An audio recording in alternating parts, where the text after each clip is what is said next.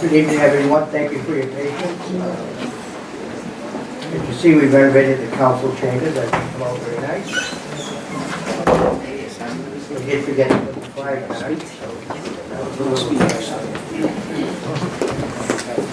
Welcome to tonight's council. With that, please call the roll. Councilman Perry, Present. Councilman Acosta, Councilman Figueroa, Present.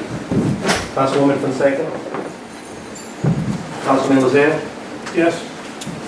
Councilman Solano, Present. Councilwoman Rivera. Present. We have a quorum, Council President. Thank you. All please rise for the pledge of allegiance.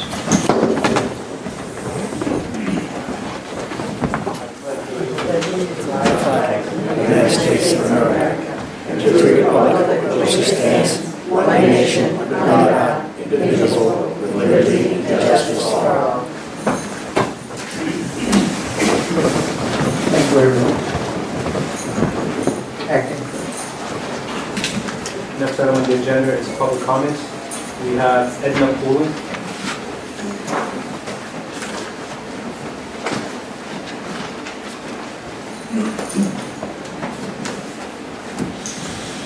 At the pool at 68 Notre Dame Street. I have two comments. My first comment is, when I went in to run for a city council here in the Central Falls for Ward 2, I was told that I had asked for some papers, and I was told that because I was running for a council position, they would not charge me the normal $1 per copy. Well, I went back and I looked up the open records, the public records, and I would like to have the council review Title 38 Public Records 38-2-4, which states 50 cents per page will be charged for any copy that comes out of the city clerk's office or the city. 15 cents per page, $15 for search and retrieval after the first hour. The first hour is free. And if we don't follow the public records, we could be fined as a city for not following it. And if we're charging $1 a copy, then we're in violation of the open records. So that's my suggestion. And I will tell you that if it isn't changed, there will be a suit filed by someone. The other, I would like to know, we have in the packet the appointment of Lenny Luganis as the finance director for the city of Central Falls. I have no problem, the mayor has the right to pick whoever he chooses to be his finance director, and I think that's how it should be. My only concern would be, has there been an ethics ruling from the ethics committee as to whether or not he could serve, seeing as how he was the financial advisor put in place by the bankruptcy court. So that would be my question, has there been an ethics ruling on that? Thank you. Thank you. There's no one else on the... Thank you. Those were the two that Glad were buying. the public is closed. Next item. Next item on the agenda is approval of records of minutes Okay, and so what for about... June 25th, 2018. Mr. Chairman? Who's there? Mr. Chairman, at this time, I wish to object to the minutes. First of all, since the city clerk is not here, I cannot question, but I have objections to the inaccuracies of the minutes before us. I ask that it be tabled to the next meeting. Make that form of motion. I make that a motion, I move to table the June 25th, 2018 minutes. We have a motion to table the minutes of June 25th, 2018 city council meeting. Is there a second? Second by Councilwoman Rivera. Any further discussion? All those in favor signify by saying aye. Josh, is Aye. that agenda? Nay. Yes. Ayes have it, so tabled. Do you need a copy? Yeah. All right, let me just make some copies because that one's mine. Oh, that's yours? Yeah, if possible, I would like to withdraw staff first before we continue with the agenda. Okay. I agree with that, Mr. Chairman. Madam Clerk, excuse me, Acting Clerk Alberta, did you get that request? We're going to take the licenses. Next item is sitting as the Board of Licensing Commissioners, consideration of petition of licenses. We have A1 Tire and Auto Detailing, second-hand renewal. Luso Cardozo, for pigeon license. Edwin Villafana, No, that's all right. 528 Second Street, for tobacco. Walgreen Company, Rite Aid, for tobacco. Augusto Mantilla Serrano, private investigator renewal. St. Joseph's Church, Polish American Festival Picnic, for entertainment per diem, F1, F. Dijon Ramos, Morabeza Music Festival, entertainment per diem, F1, new. Love in Action, Guatemala Independence Festival, entertainment per diem, new.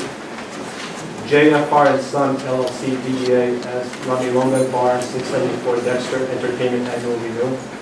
And Anna Gonzalez and Phil Samito, Vanderlee Coffee Restaurant, entertainment annual. Thank you.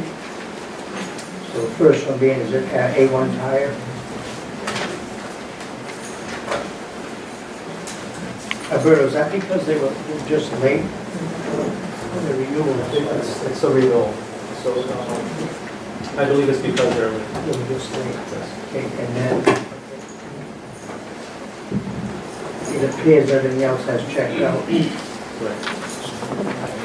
Chairman, I make a motion to approve the renewal of A1 second-hand license renewal. I have a motion to approve the A1 auto detailing and tire renewal, seconded by Mr. Lucia, seconded by Councilman Fonseca. He was here. Wants to make copies of the agenda. Hearing none, seeing none, all those in favor signify by saying aye. Aye. Chair votes aye. Nays? Ayes have it. Thank you. Next one is Justo Cardozo, pigeon license. Okay, is he here? Mr. Cardozo?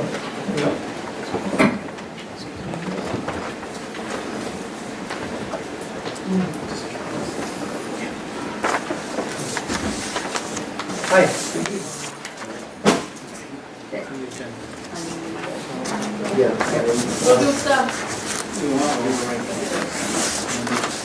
Yeah, I do. Illinois Street, is that Illinois Street, 48 Illinois Street? Is it, where are they going to be housed, in a coop or separate? I assume separate from his dwelling, separate from his home. Okay, and numbers of. Quando?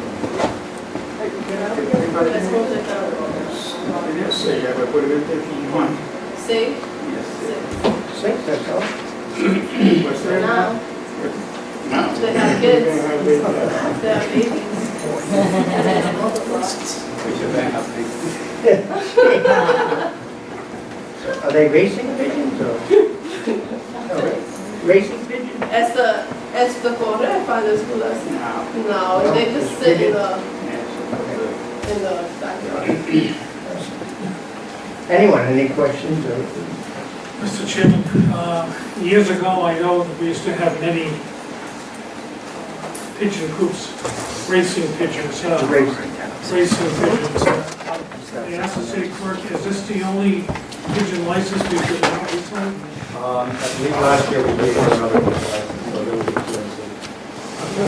I have no problem with it, Mr. Chairman. Move to approve. Second. Motion by Councilman Sears, second by Councilman Fonseca and Councilman Romano.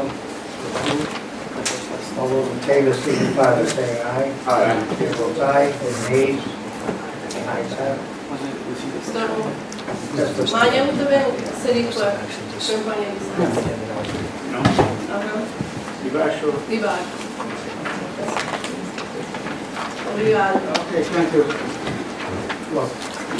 Next item is Edwin Villafana of New York Deli in New York. That's where, because of the bonus. It's up front the back. Okay. Yeah, we got. My understanding is this is one where we have one license for 2 applicants, correct? And the other is Walgreens. That's correct.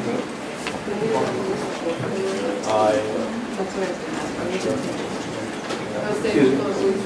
Is someone from Walgreens here? Yes.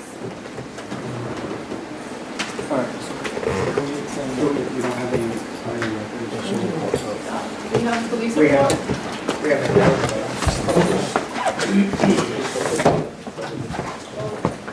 There was no 3 years.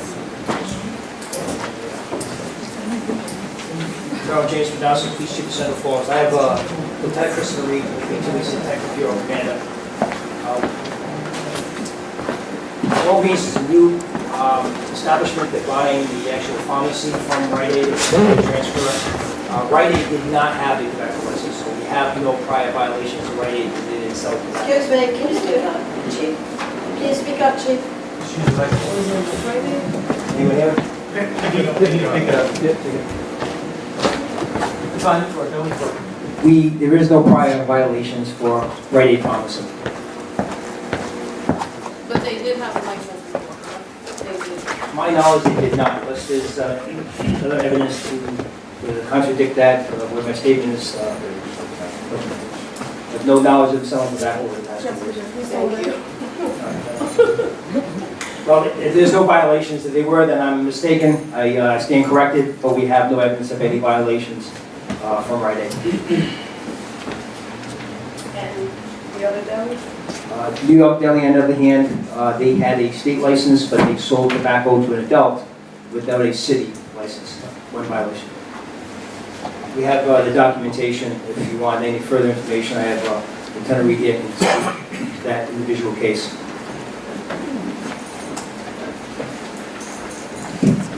Mr. President?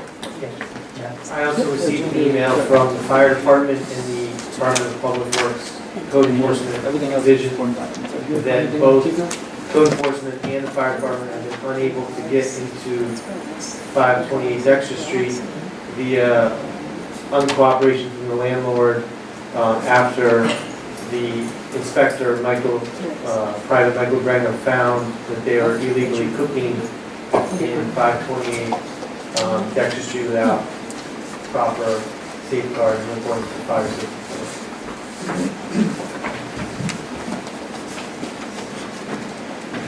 So what we have before us, I would think, is that we got to weigh 2 things. One has a clean record. One, unfortunately, has a couple of violations. And unfortunately, there's only one tobacco license available.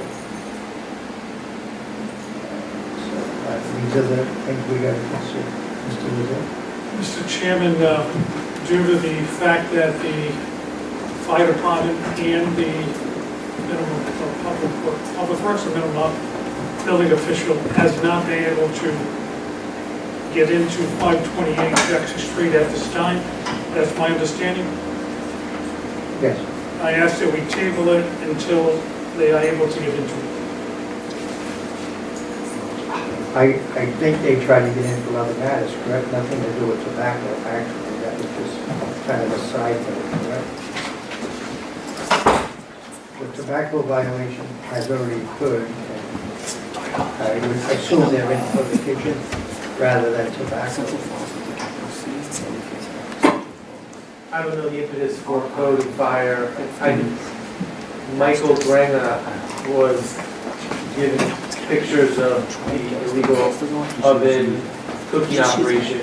He's been trying to get in along with code to inspect the market, and he's been told it's closed and he's not allowed to come in.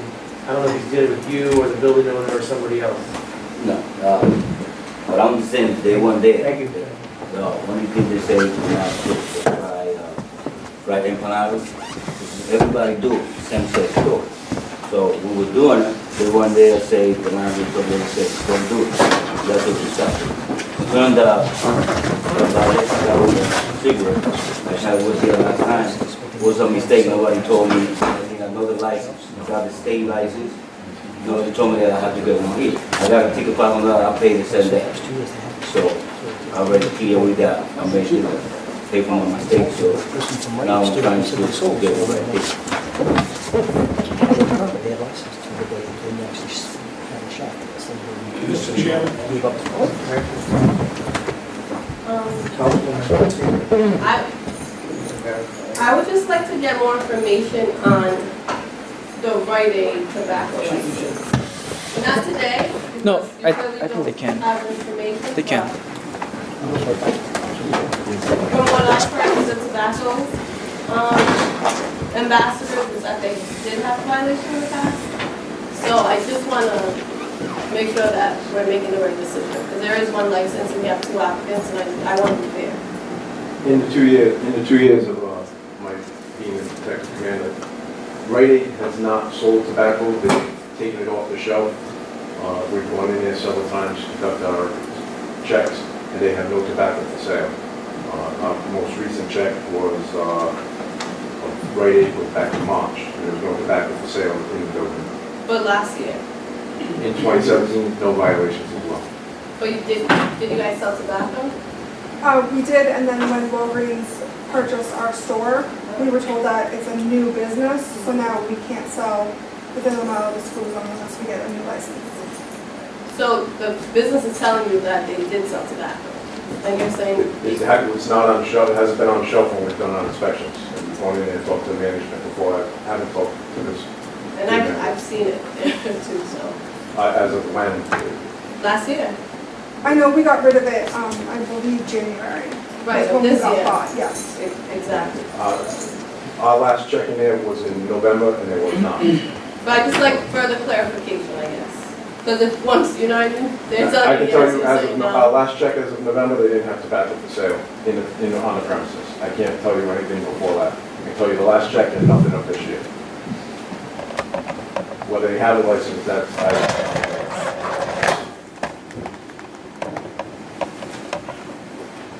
Thank you.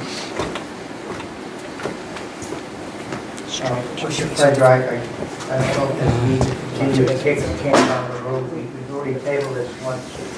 We have two applicants waiting to see if they qualify and get that one tobacco. Mr. Chairman, my comment earlier was to table it since they have not received full inspection to be properly before us. In their application, I understand that all state approval, permits, licenses, insurance coverage, if required, must be filed within the clerk's office on the issuance of the license. Upon the review, they still have not received the investigation of the building official. That's for the kitchen, But that's- cooking, nothing to do with And, tobacco. and there was a violation in the past. Until that has been investigated, Mr. Chairman, I would rather defer action on it and move on to the next. I make that form of motion, Mr. Chairman. We have a motion to table the tobacco applicant that's in front of us, which is the New York Deli Market. Is there a second? Hearing none. I'm sorry, hearing none.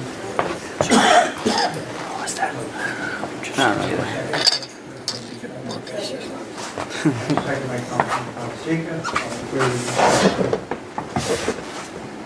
I just think we need more information to make a decision in terms of the 528. I think getting more clarification as to who, what inspectors were going in there and for what were they inspecting? And did they find any violations? What came of that? And What I said, they have been unable to gain access to the property. So they have been unable to see what's inside because they have not been allowed inside. So one thing the council could do tonight is continue to ask the market owner before you if he's willing to give the apartments out. But I think that situation already resolved because now, when I got a text from the landlord, that you asked me to get the number for the guy for the fire alarm because it's not connected to them, something wrong. The only thing she told me was that they told them for me to not fry the empanada. They haven't even contact me, I haven't received a letter from the fire department, trying to get to my business. So, Having done this with other markets, I think the issue is you need a hood that extracts hot air and puts it on the outside of your business. And having done this before, so I think if you can commit to working with the fire department to solve that issue, that would be important. yeah, that was fine. Like I say, they say not cook, not cook. Like when I came here, I found out they didn't have the right license to sell cigarettes. I took my advertisement, I took whatever cigarette I got there. So, yeah. We could continue, but we're looking at September. Now, the other applicant, Walgreens, are they officially taken over, right? Yes, they have purchased us. The front is not converted yet, but the pharmacy is completely Walgreens now. Just want to council members, keep that in mind. If we continue this or table it, we would be September. Right now, we have no meeting in August, which is where we set the calendar up way back 2 years ago. Yeah, my question for him would be, how long you been selling tobacco in that establishment? Well, it was not long, but when I received my license from you guys on November the 30th, it was a business license for me to all. But I have that license, zero license from the state in July. I didn't sell that, didn't even open the business until you guys gave me the right to operate. So then you, even though that you have state license, you must have that city license as well, so. I didn't know. Like I say, that one day when I came here, good application, they asked me what you want, the market was checking. At that time, I didn't even think about cigarettes. I was thinking about grocery, get going. But when I went to the state to bring all the paperwork from them to give it the retail, they asked me, you want to sell cigarettes? I said, yeah. So yeah, they sent me the cigarette license. I didn't know that I need another one here. When I came here, I told them. Because, let's say this, when I found out you gotta give me the sum, I paid. I cleaned the whole thing out. Like I told them last time, even an inspector from the state went to my business and see if I got it. They didn't even tell me that if I have a license or not. It's a right license for the city. So it was just only thing that selling cigarette was maybe December, but wasn't selling much because it costs. I would buy it, and people don't know I sell it, so I would buy it for coffee and apples. So it was not that much cigarette selling without knowing I need a license. Anyone else still under discussion whether we should do table or not? Mr. Chairman, our discussion on this is only on this license, has nothing to do with Walgreens. We haven't acted. Right, that's correct. That's correct. But I think we should be fair in that we need more information both in, if you have everything's up to code, and the same thing with Walgreens now is figuring out when they had their license, if they had any violations. But I still think there's some confusion as to that.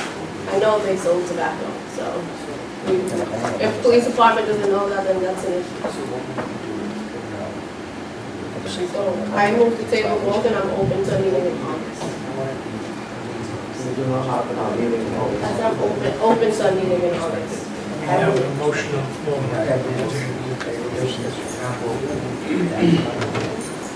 With that, roll call vote. Sorry, you go. Well, I know we tabled this last time when we met Ella Race.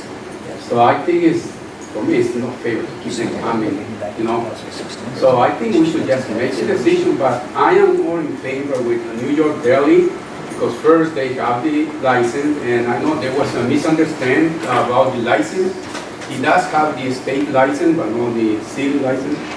And for me, like a pharmacy, Walgreens, pharmacy is something where, they should sell something to keep people healthier, and that's my point of view. And so if they have New York Deli have the license before, I think we should go in favor of it. I would like to make a motion to approve the license. We're still, we have a motion before us to table this item. I think it's not fair to keep, Yeah. We don't even have to vote. We don't even have to vote. We have a motion to table, roll call vote. Councilman Perry, No. Councilman Costa, Councilman Figueroa, No. Councilman Fonseca, Yes. Councilman Lozano? Yes.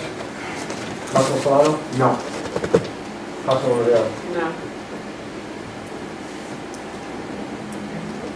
Anyone else have a motion? So I would like to make a motion to approve the license for New York Deli. Motion by Councilman Figueroa to approve the license for the other company. And I will second that because it's very confusing that they have the license for the state, they did not know that they have to have the license for the city. So that violation, it could be a mistake, but we can consider the benefit of the doubt. We have a second by Councilman Solano.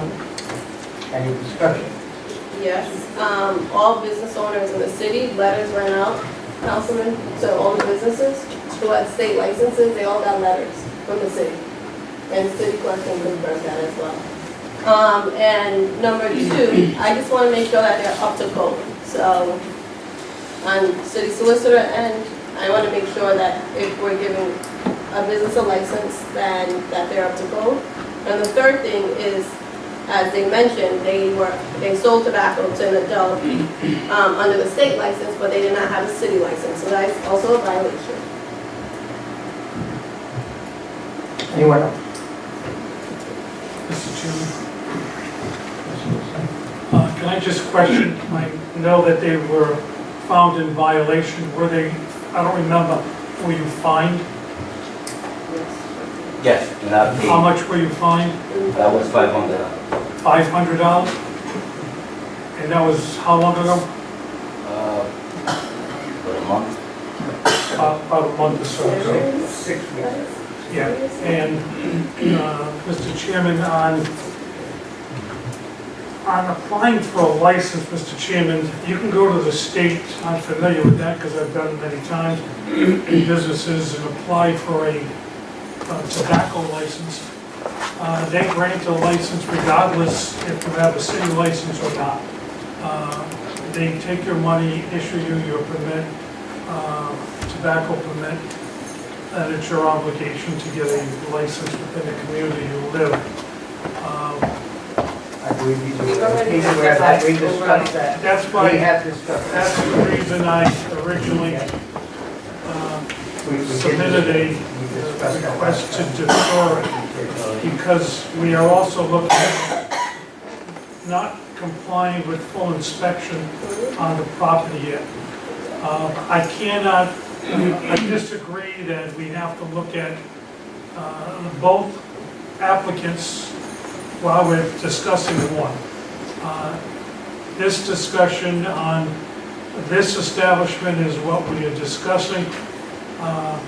The next applicant That's all we discussed. is Mr. Lazare separate right and now. apart. That's correct. And due to the fact that I can understand the application and the applicants, but of the two, I don't think he fully meets our obligation as a licensee at this time.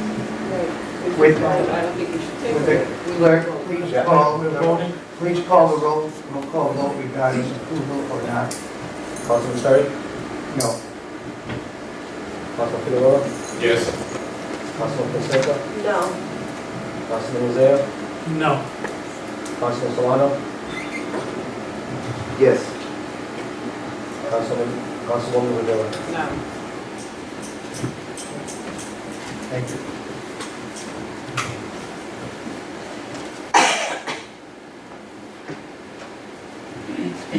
Next item, at this time, the license will be granted to your establishment.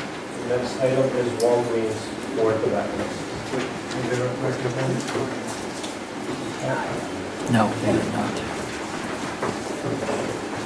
Hello. Good evening.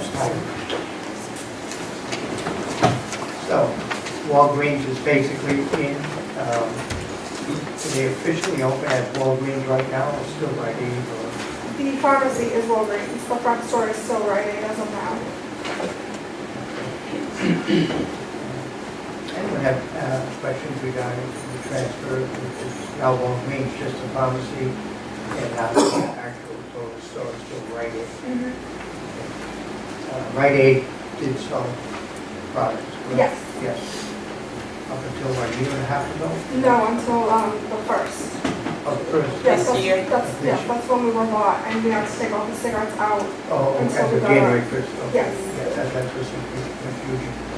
Anyone have a question? I just want to know where's the miscommunication of them selling cigarettes. From the city, We've had many firemen, many policemen come in, so I don't know why they haven't seen it. And we still have all like the nicotine patches, so we still have those items. So I don't really understand. How long have you worked there?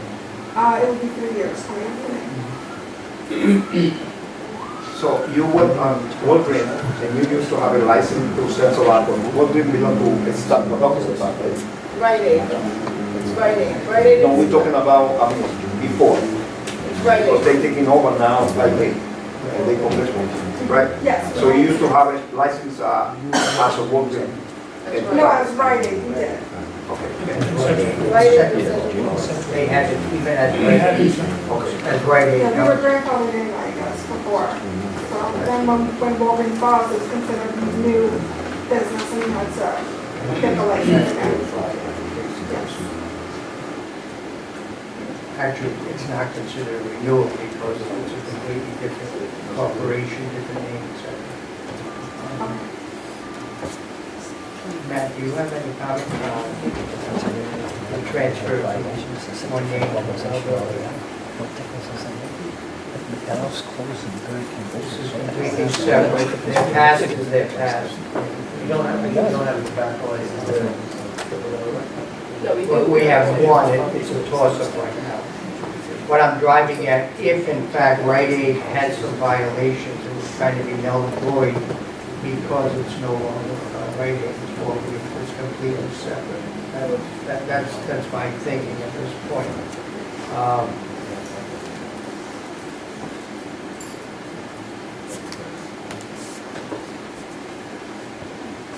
My thinking is that Rite Aid is null and void at this point, any of their violations. And this is completely different corporation being Walgreens, so I don't think it's Walgreens' problem if in fact Rite Aid did or did not have violations. That's what I guess I'm.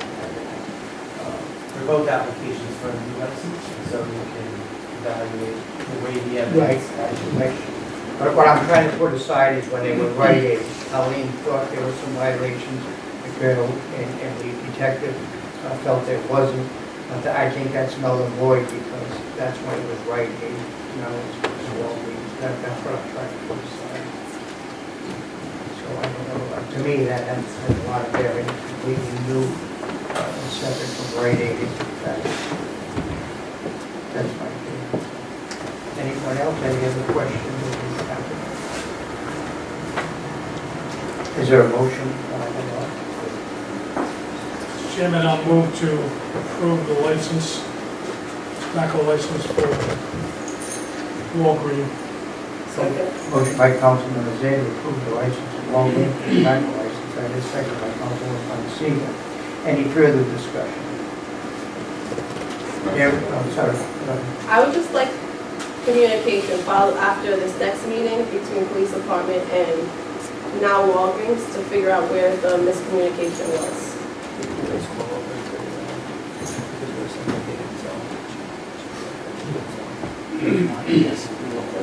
Thank you. Anyone else? Roll call vote. Councilman Perry? Yes. Councilman Toro? No. Councilman Councilwoman Fonseca? Yes. Councilman Lozay? Yes. Councilman Solano? Yes. Councilman Rivera? Yes. The vote carries 5-1. Thank you for your time and patience. Thank you. Next item on the agenda is Mr. Augusto Mancini, Serrano, speaker for a private investigator. Good evening, Mr. P.I. You're welcome. Everyone has reviewed the license.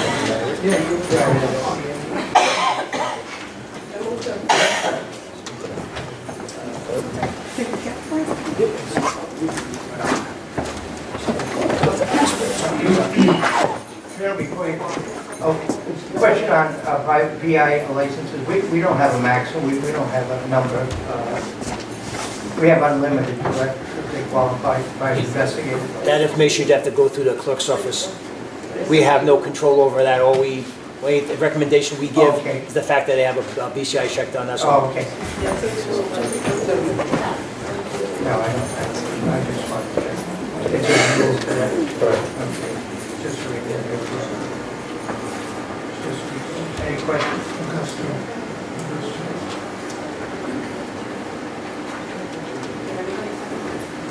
Second. We have a motion by Councilman Fonseca to approve, seconded by Councilwoman Rivera. Any discussion? Hearing none, seeing none, roll call vote. Councilman Perry? Yes. Councilman Figueroa? Yes. Councilman Fonseca? Yes. Councilman Rivera? Yes. Councilman Solano? Yes. Councilwoman Rivera? Yes. The vote carries 6-0. Thank you. The next item is St. Joseph's Polish American Festival Picnic. They're here for an entertainment license, F1. Is there a representative from St. Joseph's here? Can I speak on their behalf, and then I'll choose myself a vote? This festival's going on for a number of years. I assume we've never had a problem over there. The detective and chief of the girls coming back in. Yeah. Mr. Lozelle will bear that out. I think that this festival's going on for many years. And the Polish in the audience, I'm sure, has attended the Polish festival in the past. It's wonderful. With that, the colonel would step in and give a report. I don't believe we've ever had a problem there. Going to make a motion to approve. Second. Motion by Councilman Rivera, second by Councilman Solano. And further discussion. I just have, so the picnic is happening at the church? That's how they use two venues. They use the church for the food and the entertainment and the market. Well, hate to figure out, but Polish picnic, never had a problem over the years.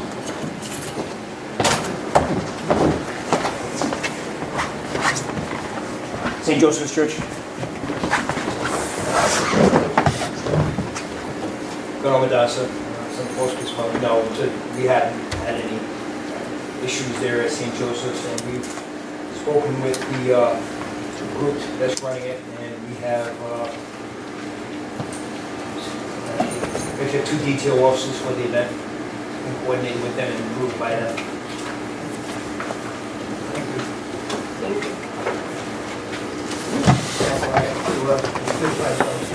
Kind of acted as a spokesperson. Not acted as a spokesperson, acted as a okay, but I refuse myself. Are you on the board or? Yeah. No, you don't have to. Just an attendee that we did. Thank you. Excuse me, voice vote, all those in favor signify by saying aye. Aye. Chair votes aye. Nays, hearing none, seeing none, ayes have it. Thank you. The next item is Mr. Dijon Ramos for Mora Benza Music Festival. They're applying for entertainment for DM, F1 license.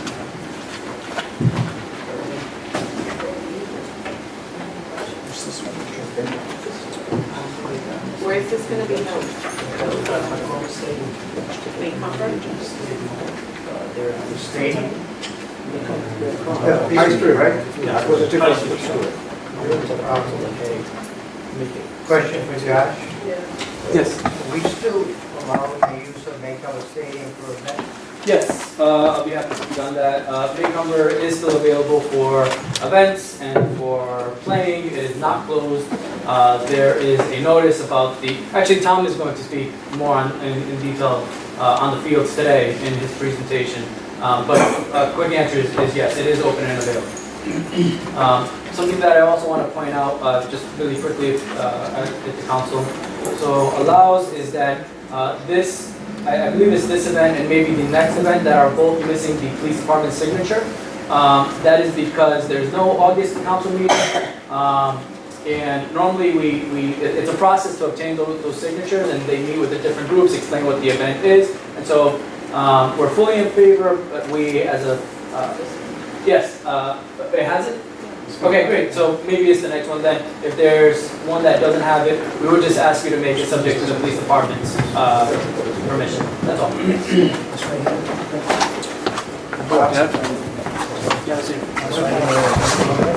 Yeah.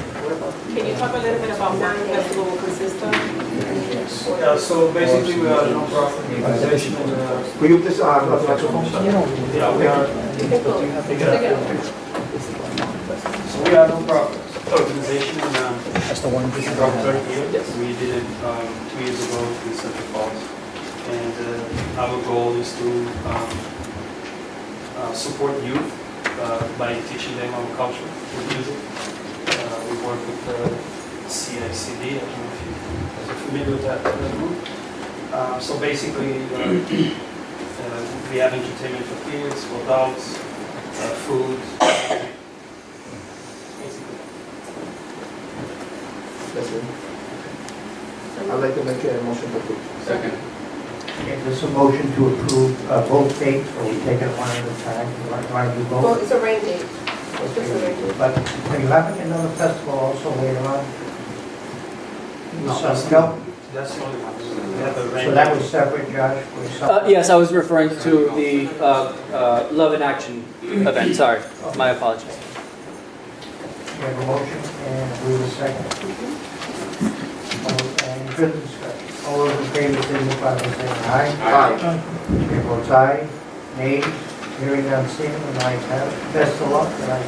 It's not going to rain, it's going to be beautiful. I studied meteorology twice a week. Good luck. And he still gets it wrong. The next item on the agenda is Love in Action Guatemala Independence Festival. They're applying for entertainment per diem.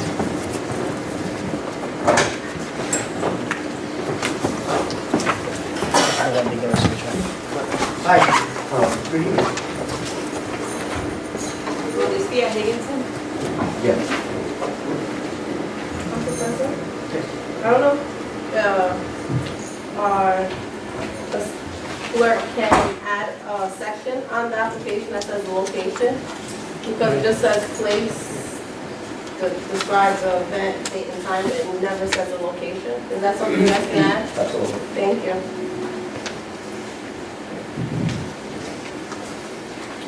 Anyone? Mr. Chairman, Same date. yeah, I was just going to comment, they are the same date, so the first one we just applied for and approved is at, One's at Higginson, one's at Macon. this one is at Higginson. The other's at Macon. And you explained, what are you going to have at that, on that date? Music, food, could you explain it? Music and gonna be people selling like art. I'm the councilman in that district, so if you're going to be setting up music, the last festival, which was this past Sunday or Saturday, set it up with the bandstand blowing into Pawtucket. We have complaints going, if it's the stage is facing toward Burger King, it creates a problem with people living up on the hill. Yeah, So- I went there on Saturday and I see the way they did it. We did last year and we put facing to the woods. soccer field, so we didn't have any problem last year. That's fine. You're not going to be selling any alcoholic beverages, huh? It says beer garden. No, Yeah. not for this one. Actually, the previous one. The Love in Action says beer garden and stuff. No, it's this one. It's just how it's copied, it's copied on different. So no alcoholic beverages.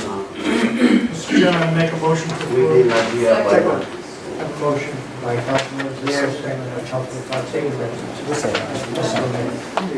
Excuse me, Councilman Any further? Council President, I have a question for our police colonel. So, sorry. So on this date, September 2nd, we'll have 8 detail officers during the same time between 2 venues. Do we have enough staffing for that?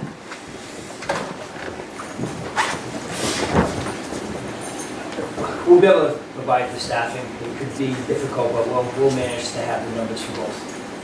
Thank you.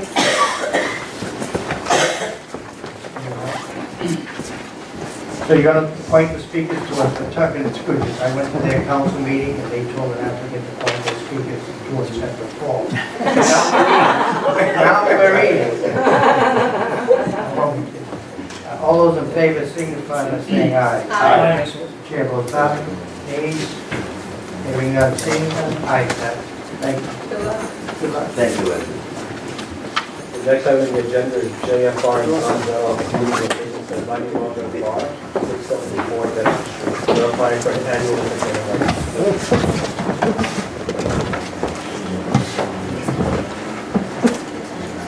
Hi. Good evening, Mr. President. Hi, how are you? Good, members of the council. My name is Roger Ross. I'm an attorney with the firm of Blake Cunningham and Colchester. Okay. This petition for the entertainment license is separate from, but it's related to item E on your agenda, which is the petition for the transfer of the EV liquor license. But I'll be certainly glad to address this at this point.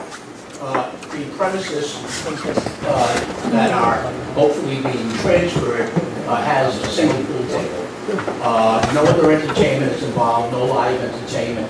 It's simply the pool table that is part of the premises, and that's the reason for the petition.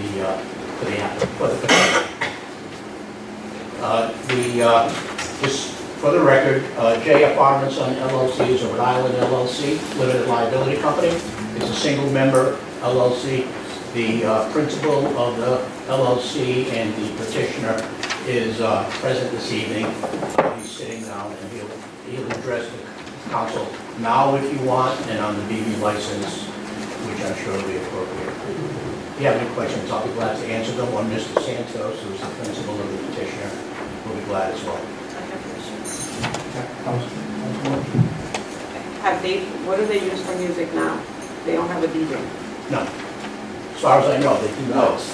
we do have a DJ. We don't have live entertainment, like any bands or anything. Just a DJ on Fridays and Saturdays. Council President? So you're asking for an all-year DJ, a permanent DJ every single day? No. That's what the application says. If you don't mind, I'll bring my plate. But the application says all-year DJ. I'm just reading off the Yes, application. that is certainly not the case. Okay, so let me change.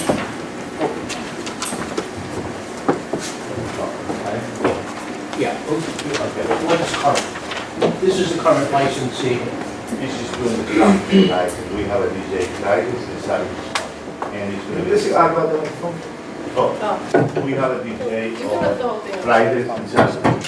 And we're just doing the campus of the light.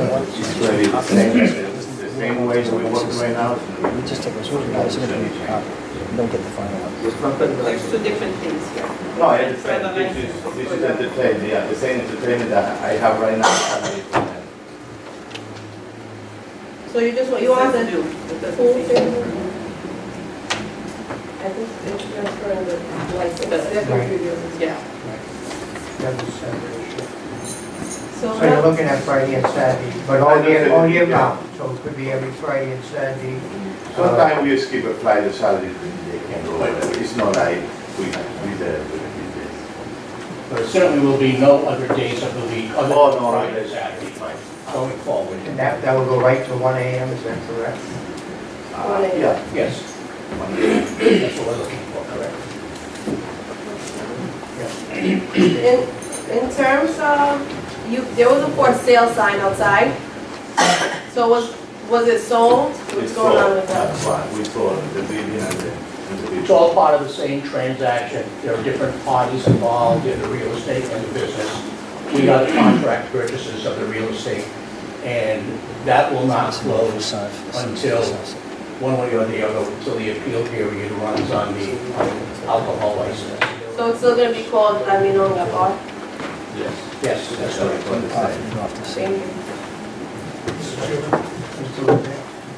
Mr. Chairman, at this time, I would make a motion to approve, subject to the action taken on the liquor board. Liquor license transfer. Have a motion by Councilman Zed to approve, subject to our action on the liquor license. Second by Councilwoman Rivera and Councilman Solano. Further discussion? I'm sorry. Matt?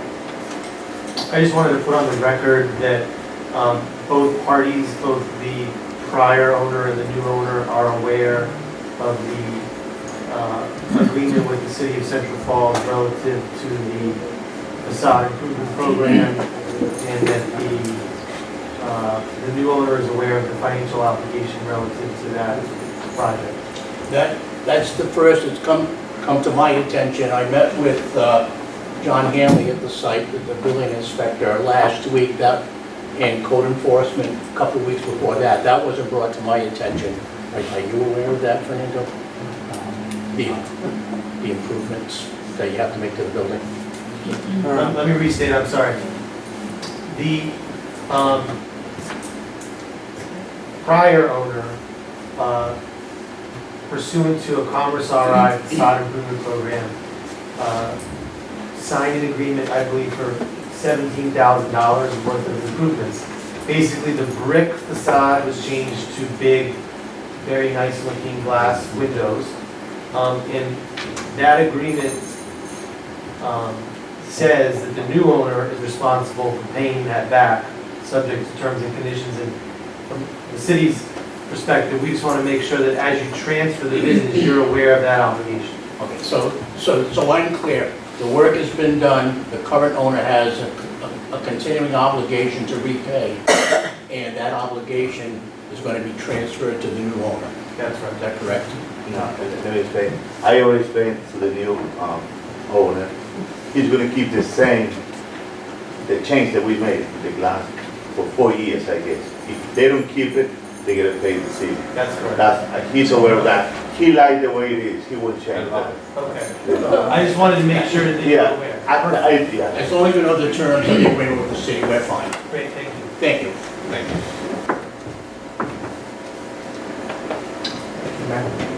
you. You all agree? It's all good. Yes, we all agree. Yeah. All those in favor signify by saying aye. Aye. Chair votes aye. Nays, hearing none, seeing none, ayes have it. Thank you very much. The next item on the agenda is Ana Gonzalez and Felix Samido doing business as Vanderlei Coffee and Restaurant.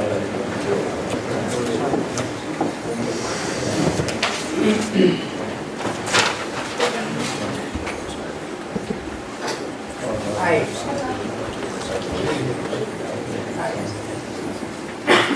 Everyone review the application?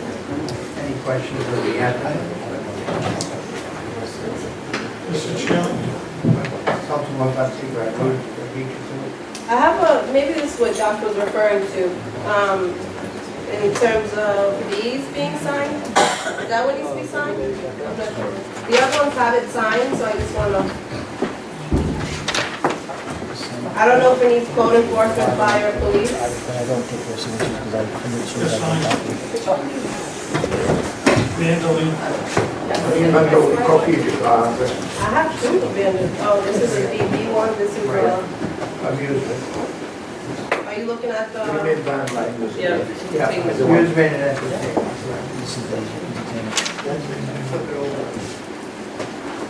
No, this one, it said used to be taco mix. This is definitely Vanderlei. Used to be That's taco another, mix. that's not the one we're looking at.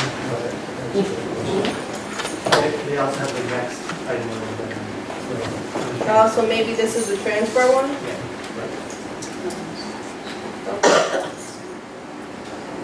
Oh, yeah, they don't need code enforcement. So you're planning on a three-man band live music? And or a DJ, so one weekend it could be a DJ, the the weekend, a band, you're not gonna go play once. No. I will still approve. Mr. Chairman, How many times a week are you going to be open? How many times a week? So we open? 6 days and then Monday to 6 days? It's gonna be open every day, but on Mondays we only do the afternoon hours. And the 3 live music is going to be every day? No, that's only on the weekends, Okay. but not every weekend. Okay.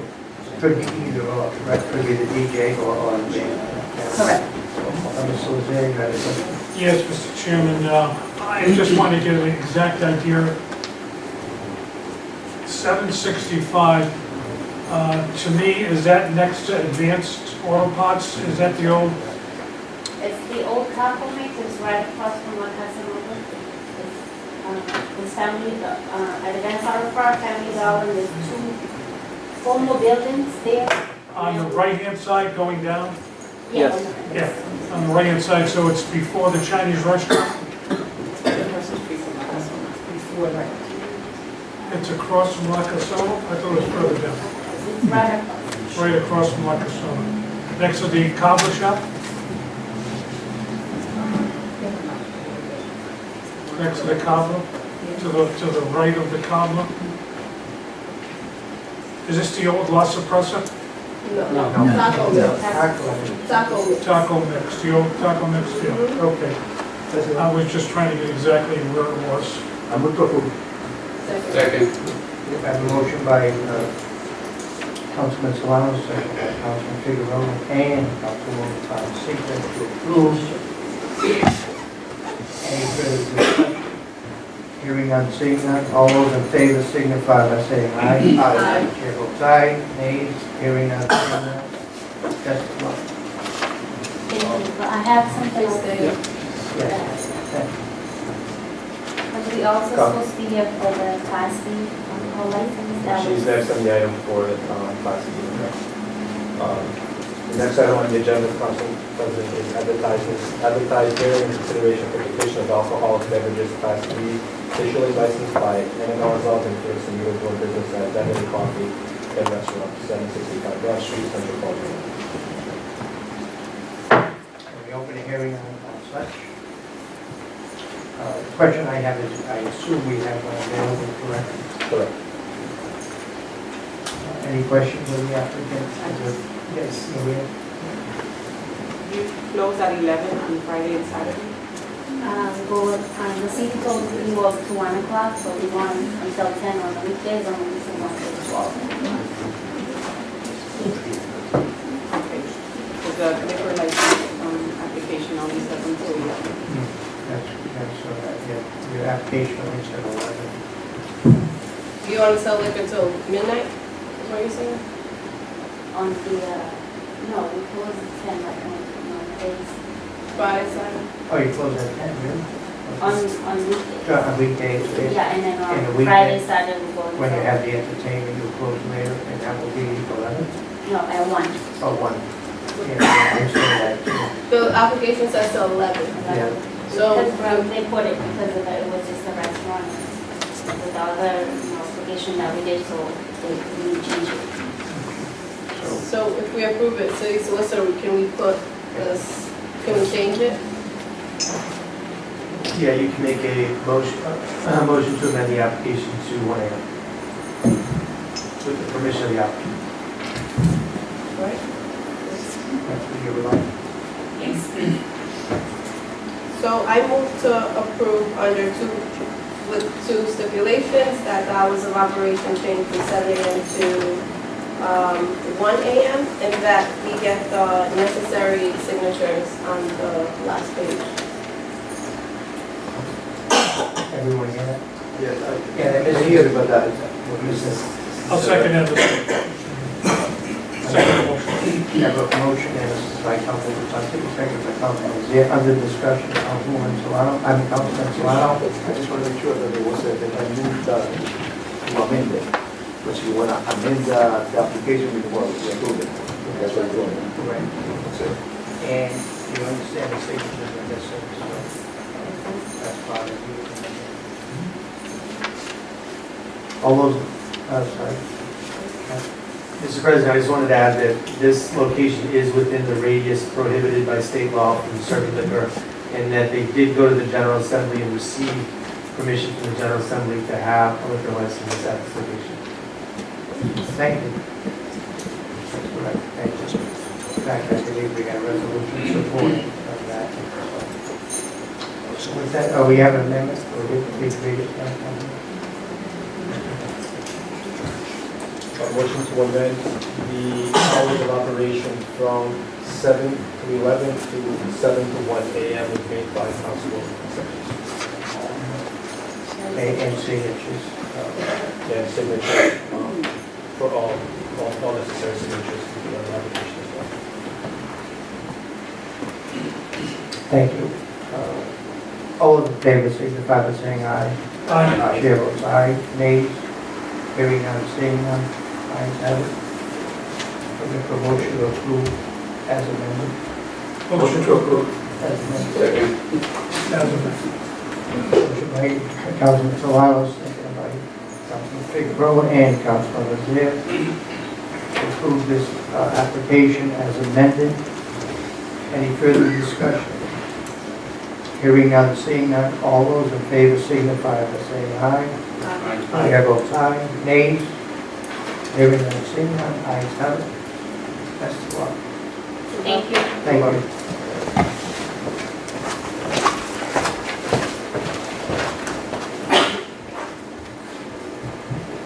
The next item on the agenda is item E, advertising and consideration of petition to transfer of alcoholic beverage class A liquor license from Lani Longa Inc., DBA Lani Longa Bar to JFR and Son LLC, DBA Lani Longa Bar, 674 Dusty Street, Central Boston.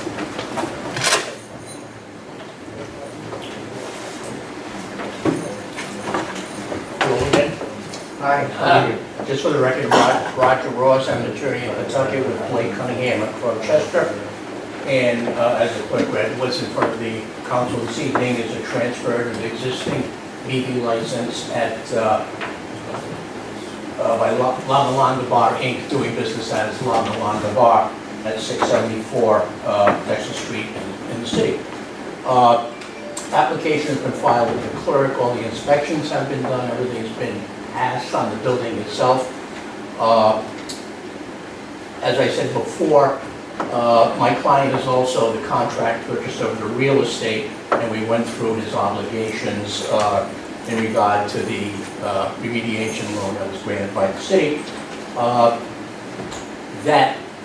Assuming approval of the transfer this evening, that real estate transaction will probably be closing in about 2 weeks. As part of the 1031 exchange, my client's already sold the property, and that money is being held that the purchase will go through in a couple of weeks.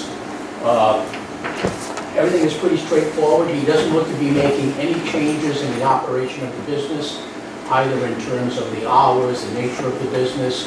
We submitted an existing limited menu. That's going to remain the same. There are at least 2 and possibly 3 current employees who will be retained and continue working in the business. My client will have a hand in the operation of the business as well. This will be his primary work, so he will be there. I don't know if I can tell you. As far as I know, there have been no issues with the current licensee, and my client has a clean record, and he intends to maintain this business in the same manner which has been operating for the past 9 years. I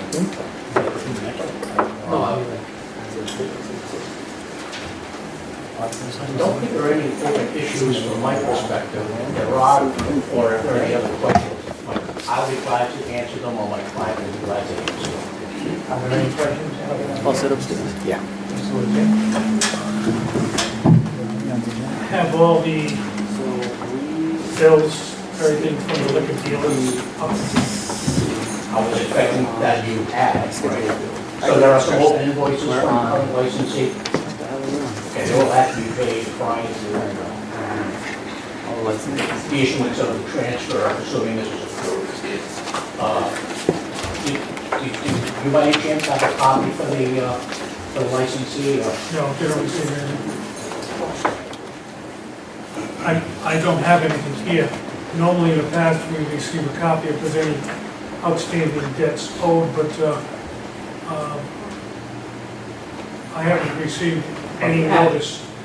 So I'm not sure if the city clerk's office has received any notice from the Liquor Dealers Association. I forget the name of the attorney, but I know there's an attorney who represents the association who typically notifies the city clerk.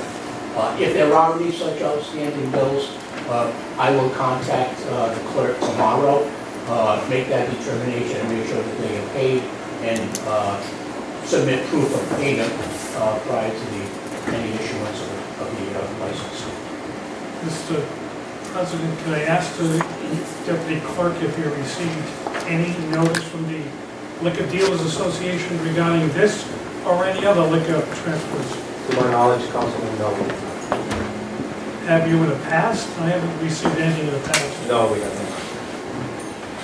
You may want to follow up on that. I will. Can I just get the Colonel's opinion?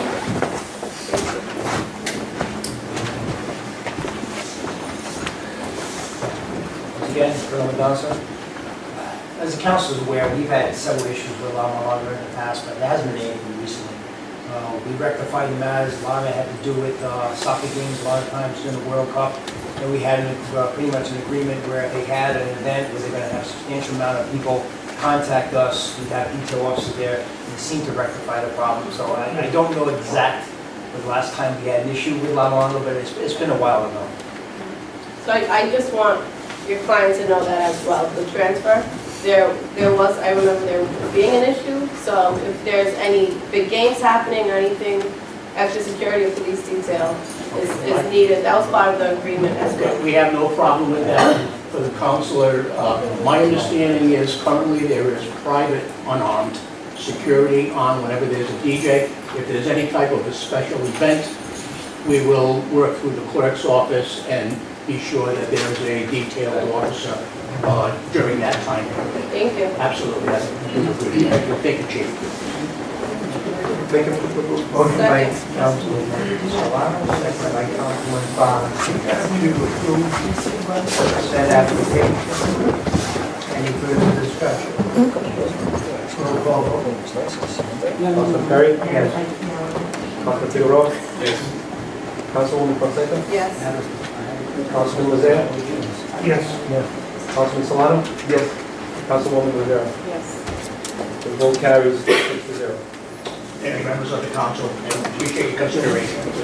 I have a request if the council would, not mind, we have a representative here from Rhode Island College, and I'd like to move Roman numeral 6E to the forefront.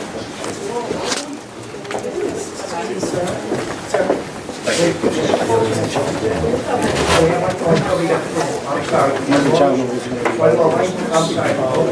We have one more. Item F. Item by hearing and consideration of petition for alcohol beverage license licensed by La Villa Bistro LLC, doing business as La Villa Bistro, 128 Dexter Street, Central Falls. Good evening.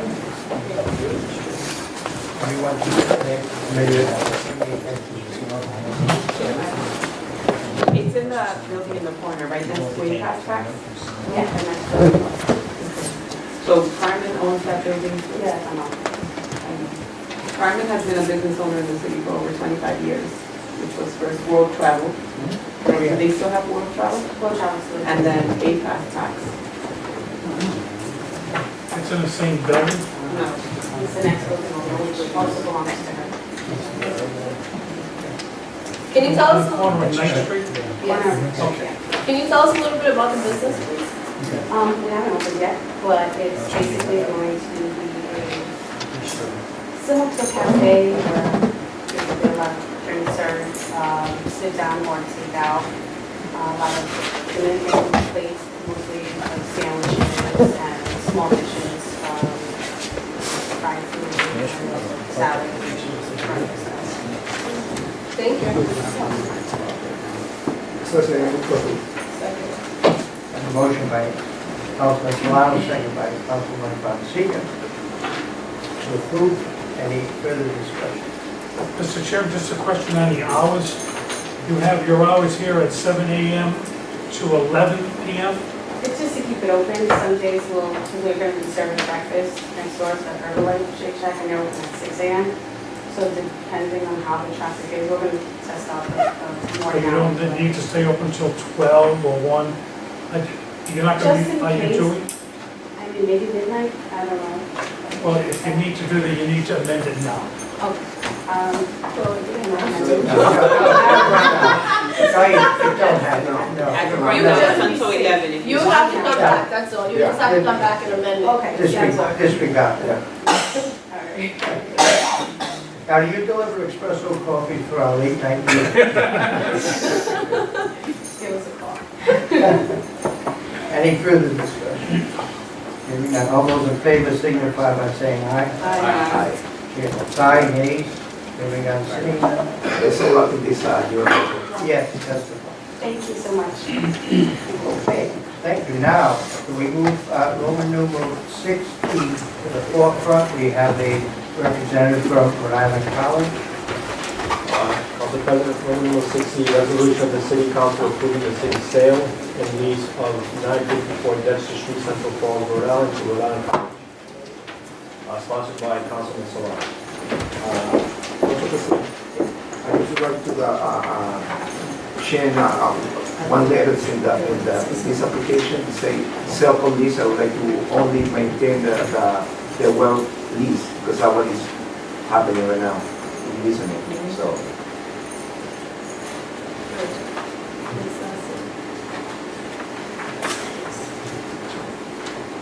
Is there a I motion? have a question for the solicitor. Yeah, I would like to ask a question to the solicitor because I mean, we are listening to this building to Rhode Island College right now. But it say in the application say sell or lease and then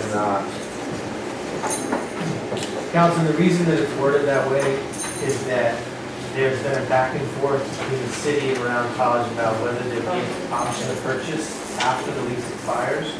And so currently, the parties are looking at a 20-year lease with an option to purchase at the end of the 20 years. And so that's why the lease and/or sale language.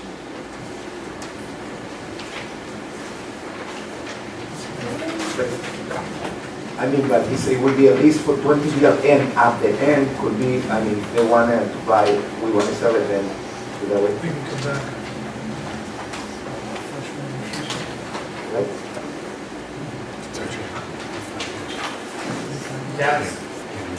That's the current negotiation, is that it would be a five-year lease with 3 additional 5-year extensions with the possibility of a purchase at the end of 20 years.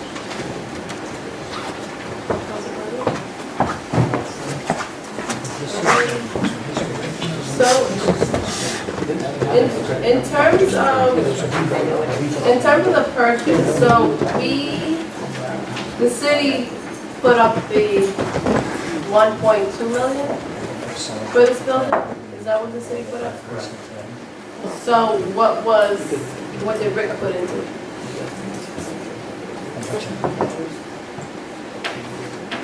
So as we presented at the last meeting, when the council approved the resolution to buy the building from Natalie, the city applied for $1 million grant from Rhode Island Housing. They had a blight fund, and the city was the largest recipient of this blight fund money. And used $1 million, the purchase price from that grant fund, to buy the building from Navigant, and is now working collaboratively. Actually, the grant itself is working collaboratively with Brown College to open a satellite campus at Brown College to create an adult education workforce hub. As you know from the work opportunity of jobs here. Workforce development is a huge issue in the city, providing job training is a huge issue. So this will open, so this opening a satellite campus, focusing on workforce development and adult education is a huge opportunity relative to the process. Rhode Island College has been for the Office of the Post-Secondary Commissioner. Do I have that? I was Yes, confused so with letters. Rhode Island College can't enter into real estate agreements on our own, so it would be our governing body, the Post-Secondary Council. We've also requested permission that once the lease is agreed upon, that Rhode Island College have permission to put $500,000, up to $500,000 worth of renovations to make it, to be able to renovate it so that it can be used for classroom and job training. And in terms of, so in here it says, whereas Rick will provide transportation for students from Blackstone to Providence campus, what else do our residents get from this building? So this What would- access do they have to the building? So this would be open, we're hoping 7 days a week for job training, English as a second language, certificate programs, professional development for teachers. We want to work in collaboration with the Northern Rhode Island Chamber of Commerce. We want to have our RIDE adult education programs moved there. We're working collaboratively with Progresso Latino to make sure that we're not duplicating efforts, but strengthening our partnership. Thank you. And the transportation, right, currently we have a shuttle that runs from Rhode Island College to the Joint Nursing Center in downtown Providence. And we're going to be requesting permission to have that shuttle go from the main Rhode Island College campus to this workforce development hub. Any other?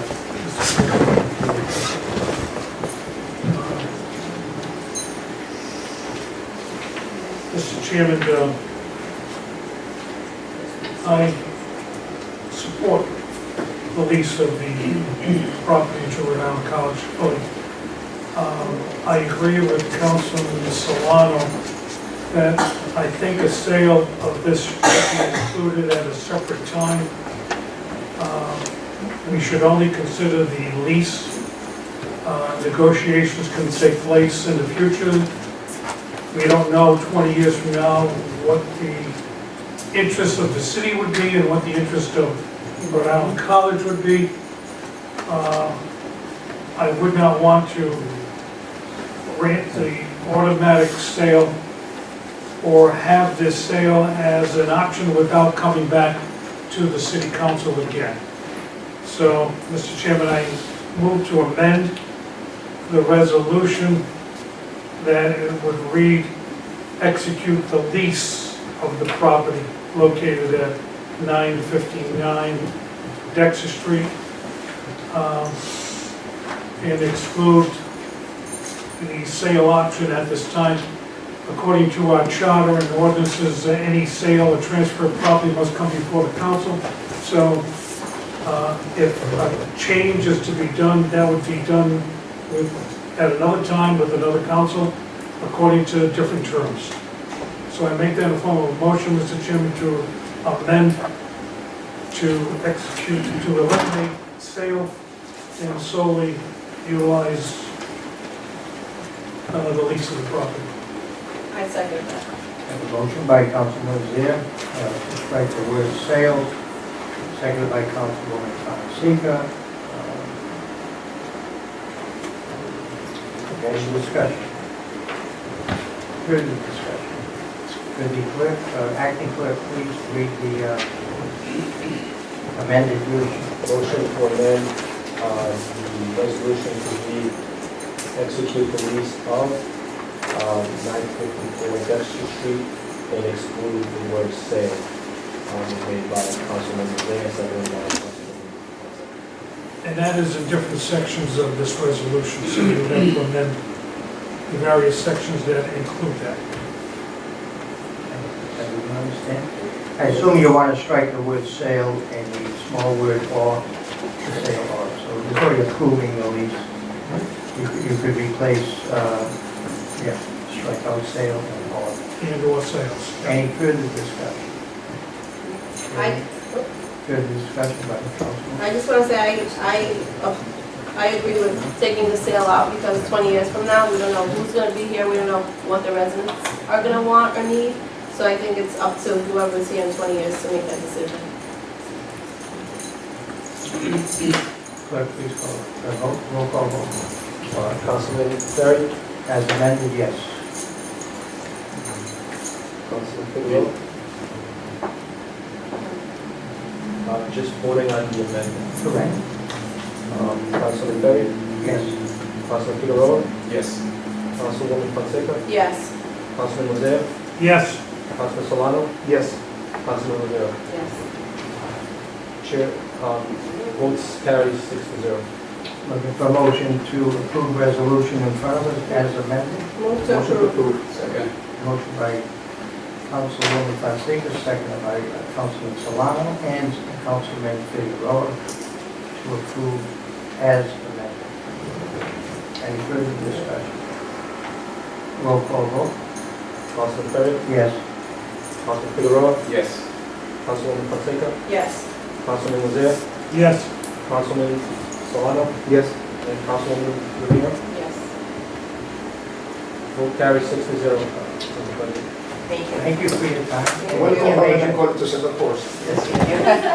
If you should sell it in 20 years, come back. Mr. Chairman, while the representative from Rhode Island College is here, could you explain your timetable at this time? So we're hoping to have this before the post-secondary council for final approval of the lease agreement in the September meeting. They are not meeting in August. Then renovations could start immediately following, and if we're able to meet the timetable, we'd like to open the doors in January. Our accrediting body needs notice of any programs that we're going to present. We have that ready to go. So as soon as we have the lease agreement, we can present that to the accrediting body with the January timetable.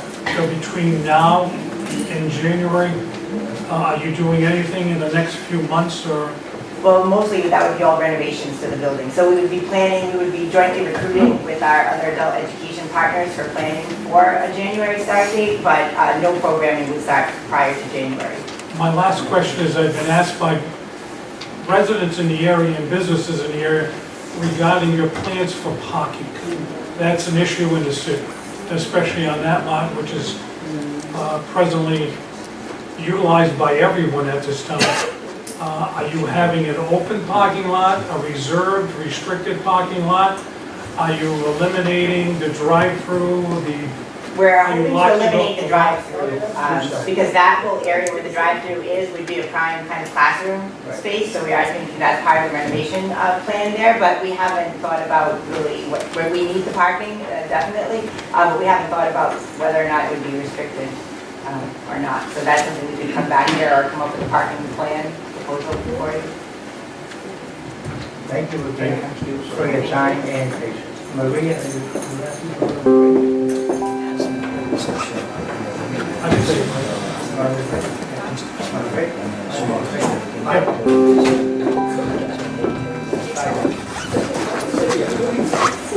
Right, we're taking a quick 5-minute recess, I call it break, strictly 5 minutes.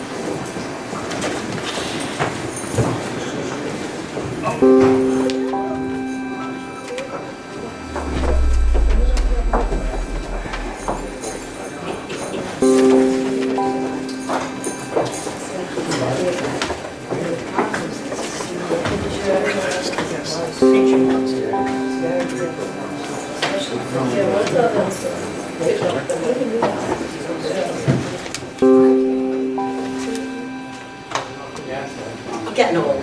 Nice.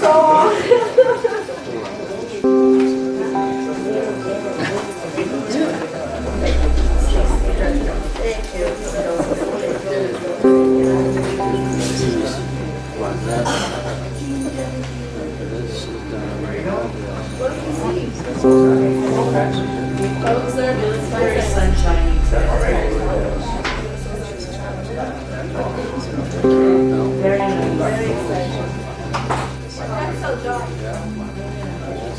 hardly ever the same outfit.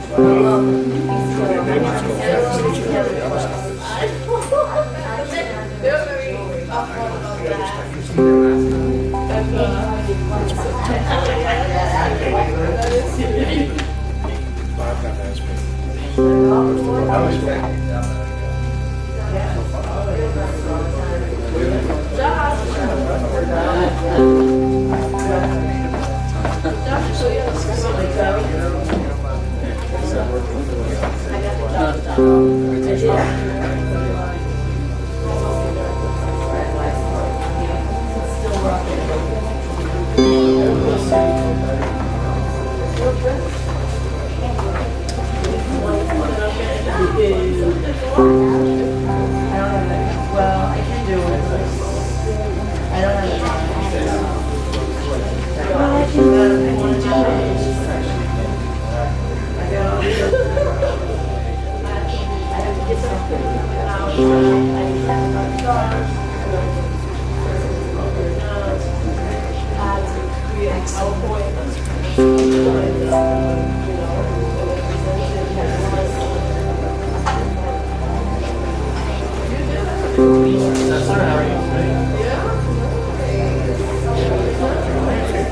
Oh, much better.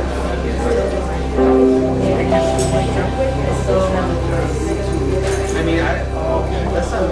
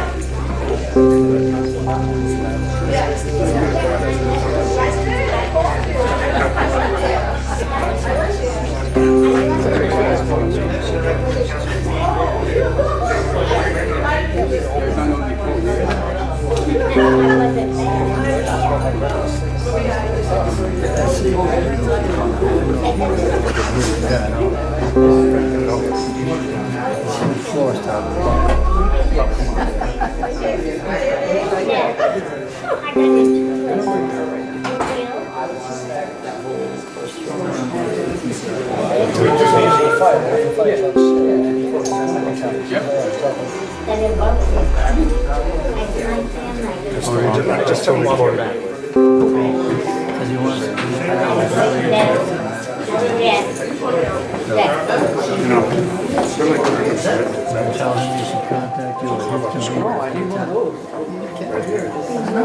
That's what I told you.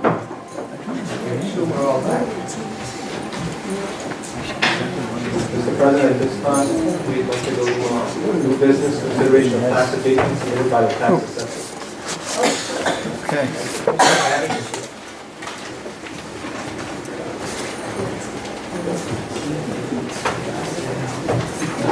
Good evening, Council. Bob Bennett, tax assessor. You should have in your packets the list of abatements and one addition to the tax roll. My office is presenting for your consideration this evening.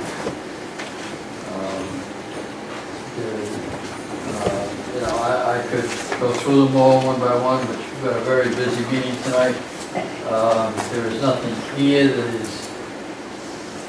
is dramatic or out of the ordinary. The one addition is essentially people who filed a personal property return incorrectly, and they actually owe us more money. So they amended their return and they're going to pay us more money. The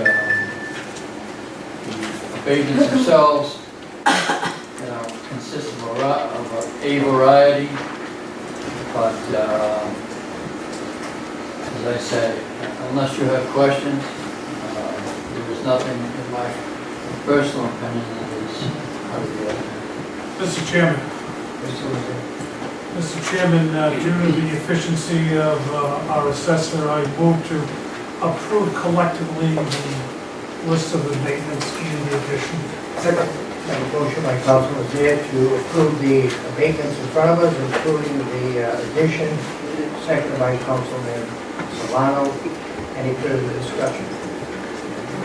Hearing none, seeing none, all those in favor signify by saying aye. Aye. Chair votes aye, nays, ayes have it. Thank you. Thank you, Council. I know you told me I had a limit on standing up, but I think we got it under the limit. You did. Thank you. Clearly. All right. Take it from the top. The next item on the agenda is item 5, executive communications. Consideration of appointments by Mayor Jim Dioser of Mr. Leonard Morgana to the position of Finance Director and Mr. Tom Deller to the position of Director of Planning and Economic Development. Mr. President, Yes, Mr. Solano. as we know, Mr. Morgan has been here for 5 years also, and have worked very diligently to help the city become free. And this Banco is where he did a great job. But anyway, I would like to ask the city solicitor if there's any conflict of interest according to one of our constituents stated there at the beginning of the meeting. I would like to know if there's any conflict.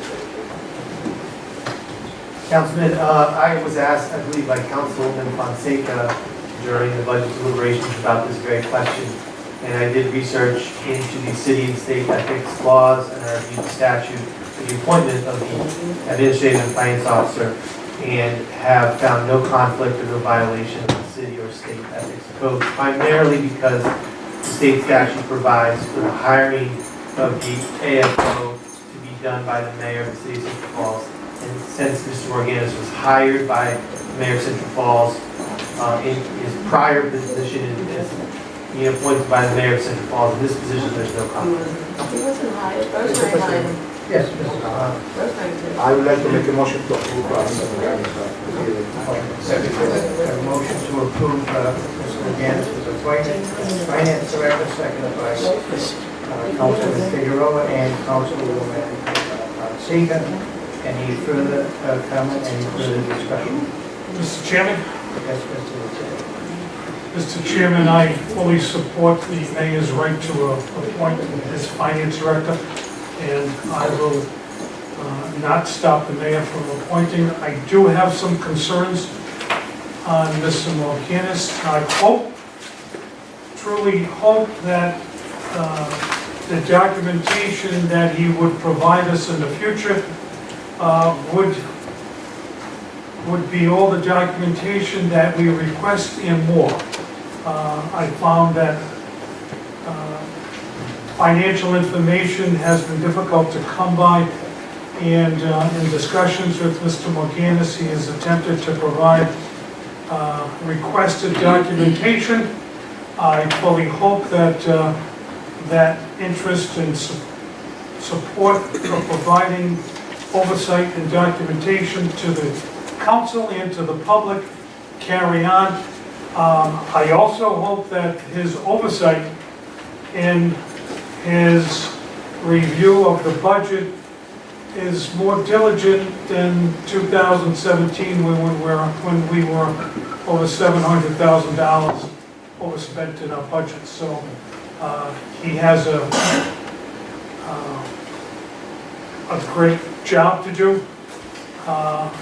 I think he is capable of doing that job, but I only ask that he also provide all the information and more to the council and to the public. And I urge him to do that at this point. Thank you. Anyone else? Roll call vote. Councilman Fay? Yes. Councilman Figueroa? Yes.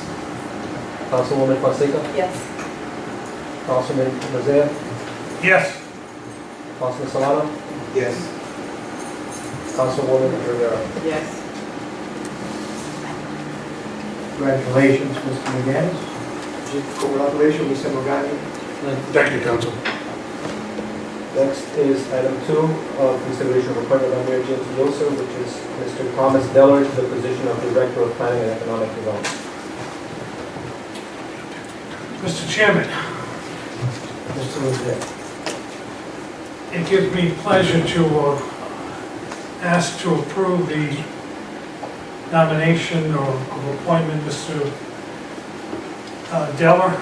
I've known Mr. Deller and started his work in Providence.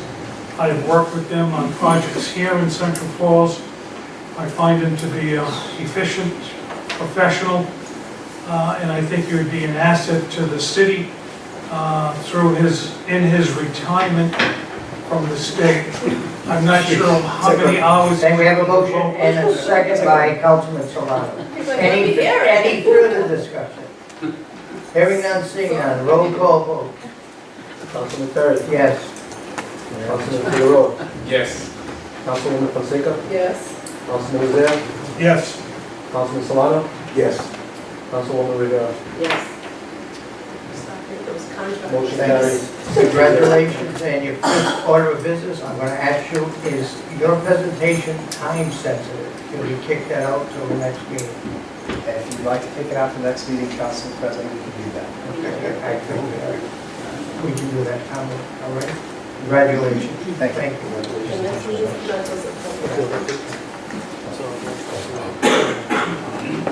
The next item on the agenda is the Department Financial Report. Mr. Chairman, I do have questions, but due to the time constraints, I ask that we defer these until the next month. If you wish, I do have a variety of questions from department heads, but some of them are not here. The only one I see here now is the assessor and the police chief and the finance director. So if you wish to allow questions, I'll do that now or do it later. Is that a formal motion for a table, is that what you're asking? I will do that, Mr. Chairman. I'll move to table if you wish. We have a motion by Councilman Lozea, table, the financial report, second by Councilman Seeker. Any discussion on the matter? Yes, I would like to know why, the reason that we're gonna table this motion, and so we're gonna have another meeting in September with a big package, and we already tabled the minutes, and we're gonna be tabling everything, so what's the reason for it? Well, I was gonna ask if we could, well, you can answer. Can we answer? That's it? No, Councilman Lozea. It wasn't directed to me. It was to the council president. If you I said if you wish to discuss it today, I do have some questions from department heads who are not here, so we can defer those who are not here. If you wish to discuss reports that are here, I'm amenable to doing that, Mr. Chairman, whatever you like. Pleasure of the council, okay? Any further discussion? I would say I do agree with Councilman Solano about the long September meeting, so what we could do now is ask the questions and they can report back and then add it into meeting minutes so the public knows.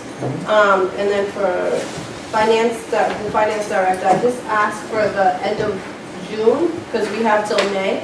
So sometime in the next month, can we get the full 2018 budget, the year-end report? So, good evening, Council. First, thank you for approving the appointment. I will live up to your hopes and dreams and mine. They're big. They're big. I fixed one already. I put the percentages on the monthly. To your point, we'll finish July. We'll close up all the POs, fix all the coverages. Just like last year, probably the first week in August. What I'll do is I'll send out a report with narrative. So my plan is the same thing as last year, do a 2 or 3 page narrative of the year, with some highlights, lowlights, all the lights, and then with the financials, and then any questions, we could take them, whatever, offline or September meeting. Thank you. I have, I still have a motion to table. I don't think it's fair to table. The Colonel has been sitting here patiently. He has his reports. There's no point in tabling it, so. Mr. Chairman, Alberto. I withdraw my motion. You withdraw your motion, okay? With a second, withdraw. Sure. Okay. Motion has been made to withdraw. No motion to table. The department financial. So what are you saying? Correct. Correct. You want to basically table the receiving of, that's all I got. So, again, you just withdrew Mr. Rozier and your counsel, Woman Fonseca withdrew. So looking for a motion to accept the financial reports that are in. Mr. Chairman, I got a question. Under discussion, Mr. Rozier, looking for a motion to accept the department financial reports. Mr. Chairman, I have questions on the department reports. As I stated previously, the reason I thought graciously you could accept it to table is that I have various questions. I am not just receiving these, Mr. Chairman. This is the time that I have questions on each of the department reports. I could ask them now or ask them later, but I will ask them now since we have eliminated the tabling of that. So, Mr. Chairman, I have questions on each of the reports. Okay, go ahead. Mr. Chairman, the city clerk's report. She's not here to answer. Okay.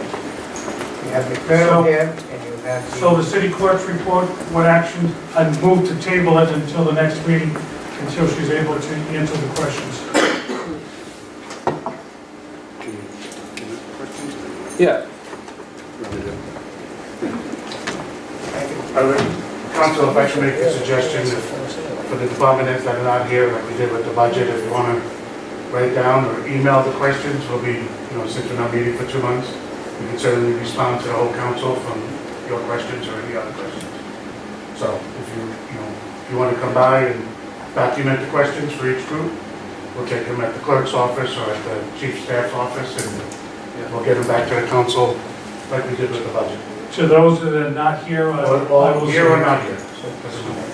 I will, for those that are here, I'll ask the questions of those that are here.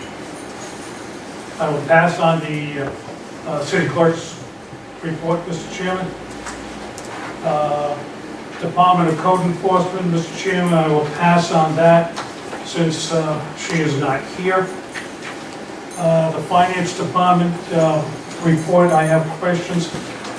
Since the Finance Director stated that he will provide a year-end, June 30th, to the council at the beginning of August. I will wait for that, but on the report that you submitted, I have questions on the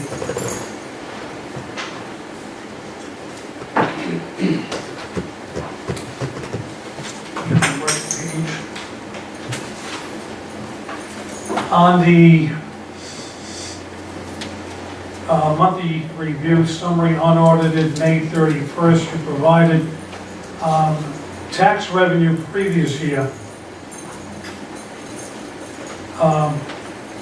Budgeted amount was $300,000.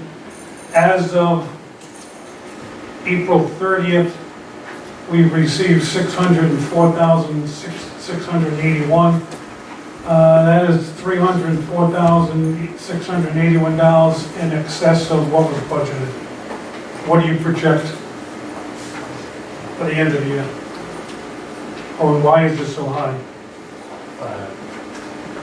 The forecast for how people pay their previous year's taxes is based on the trend. Can you use the mic, please? I'm leaning over to the mic. We can't hear you back here. Sorry, honey. No, it's okay. Oh, yeah. Better. So, we usually forecast about 300 grand a year as a trend in there. It's been somewhat of a roller coaster. Some years we hit the target, some years we don't. We have been aggressive with the state with the income tax diversion also, and that helps with previous taxes. It shouldn't move too much from this. Everybody that paid in June, the taxes came out early actually, so they were really for July, so that hasn't been. But every time people pay, they pay, if they owe for previous years, they paid in July too. Correct. The budget, right now, we're over what we projected to receive by $8,595. So as of April 30th, so we have 2 months remaining from that, we are over our projected budget by 0.06%, so by 8,500. My concern is that it's good to be over, but the problem is when we are over to this extent, then we didn't need to raise as much money, and we didn't need to raise taxes to make up for this overage. We could have lessened the burden. Now, on the court fees, you budgeted $1,500, but you're showing you received nothing as of April 30th. Yeah, I'll just speak to the department head about that. That comes from municipal court. Okay, could you check on that? Also, the local pilot revenue. You budgeted $69,877. Fortunately, we received $101,135, which is about 160% over what we projected. This is something that comes from the state. I know every time during the budget process, we ask what our projections for the state. Is this above our projections, or is this additional revenue that we didn't know that was coming in? So you asked that last month, Councilman, and It's grown. the month before. It's and grown. you provided the answer, so I'll look up what I provided you and give it to you again. I don't recall off the top of my head there was a one-time item in there that's not usually that. All right, what that shows is that non-tax revenue, we've increased our projections in these line items by, we're 110.92% over projection. So we're doing something good, but we didn't budget properly, we didn't budget accurately. The motor vehicle fees, I know we discussed it. We budgeted $96,208, but actually we brought in $424,734, which is a 441.47% increase over what we projected. Your question? Yes. Why? As I stated last month when you asked this, Councilman, the budget was finalized before the state law was passed. So we did not have, the state projection that they gave us was $96,208. Is the projections that we utilize for this year's 2019 budget, the projections that we received, or are we going to be surprised by additional funds coming in? I'm in no control of what the state provides after they give us a forecast, so they give all the towns and municipalities a forecast when they approve the budget, and their appropriations from that are plus and minus. Usually not too far different from the forecast, typically. But this was because of a law change. But the budget has been passed, so we know the final figures. 19. Correct. Yes. Are they different from what you presented as a projection? As far as I know, they haven't amended the state aid package and sent it to the executives that I know of. If they have, I haven't seen it. The next one was the school housing aid, RIHEB-BC reimbursement. We didn't have anything projected, but we received $36,710. Do we have an idea where that money comes from? Why we received it when it wasn't projected? So we only get one number from the state. Historically, we break it up between principal and interest. That actually happens to be one interest payment, but there's really no added benefit of separating that. The next one is the. Councilman, could you take the advice of Mr. McGinnis a few minutes ago, put these questions in writing and give it to him, and he will answer it? He had mentioned that earlier. And you even said, with our time constraint. Well, that's why I deferred to. No, is that your reasoning, to show why we should have possibly? No, I'm asking questions of why. Can you please put it in writing? He invited anybody and everybody to put their questions in writing, go see him, make an appointment. Thank you. Put these additional We have questions. one other department head that's been waiting very patiently, and that's the colonel. If you don't have any questions of the police department, let's move forward. Thank you. I do, Mr. Chairman.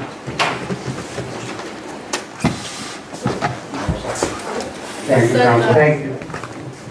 I guess Colonel, he has to. And Mr. Martinez, could you also give an update on the capital improvement funds? Email. Yes. To my email correctly, Mr. Martinez, and a documented paper copy? Chief, I met with you a couple weeks ago. We went over most of the items that I did receive a text message from Major Bazikowski this past week. And you mentioned earlier a memo.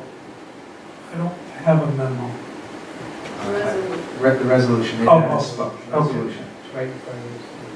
So we acquired the property, and the back portion of 147 is now part of the community gardens that are under contract to Southside Community Land Trust. We have two options at this point. We can either sell the full lot, as is, with a restriction against it that has the Southside Community Land Trust being able to use that for community gardens for the next coming period of time, or we can split the lot with the side of the existing house, 147. There's a 22-foot distance between the property line and the building, which is adequate enough to create 4, possibly 5 parking spaces, 6 parking spaces. So we have the flexibility of going one way or the other. The zoning board did grant the variance to the size of the lot and the side yard requirements. The planning board did authorize the subdivision. I did raise your concerns that you brought up, and they did decide to authorize the subdivision. The question that we have to make, as a decision that we have to make as we market the property, is what is the most viable way to develop it. So we'll put the RP out, see what people have to say, and we'll give them the option of either buying a lot that has a restriction against it that is good, maybe a little difficult to get financing, or buying a lot that has a side yard that can be used for parking. In this application, could you discuss, this is the first time I heard of this application. What is the application with Rhode Island Housing? You're looking at putting money into a brand new constructed building at 606 Dexter Street and fully rehabbing the 147? I'm not sure what your intent is. That's correct. It'll be a brand new building on 606 and renovating the existing structure on 147. Construction costs around here are a lot higher than what we usually typically get in market return for rent and for purchase price. And so since we're looking to make these affordable, we need a subsidy to bring that cost down so people can actually buy them or rent them. What's the timetable on your application? Got to file at noon on Friday.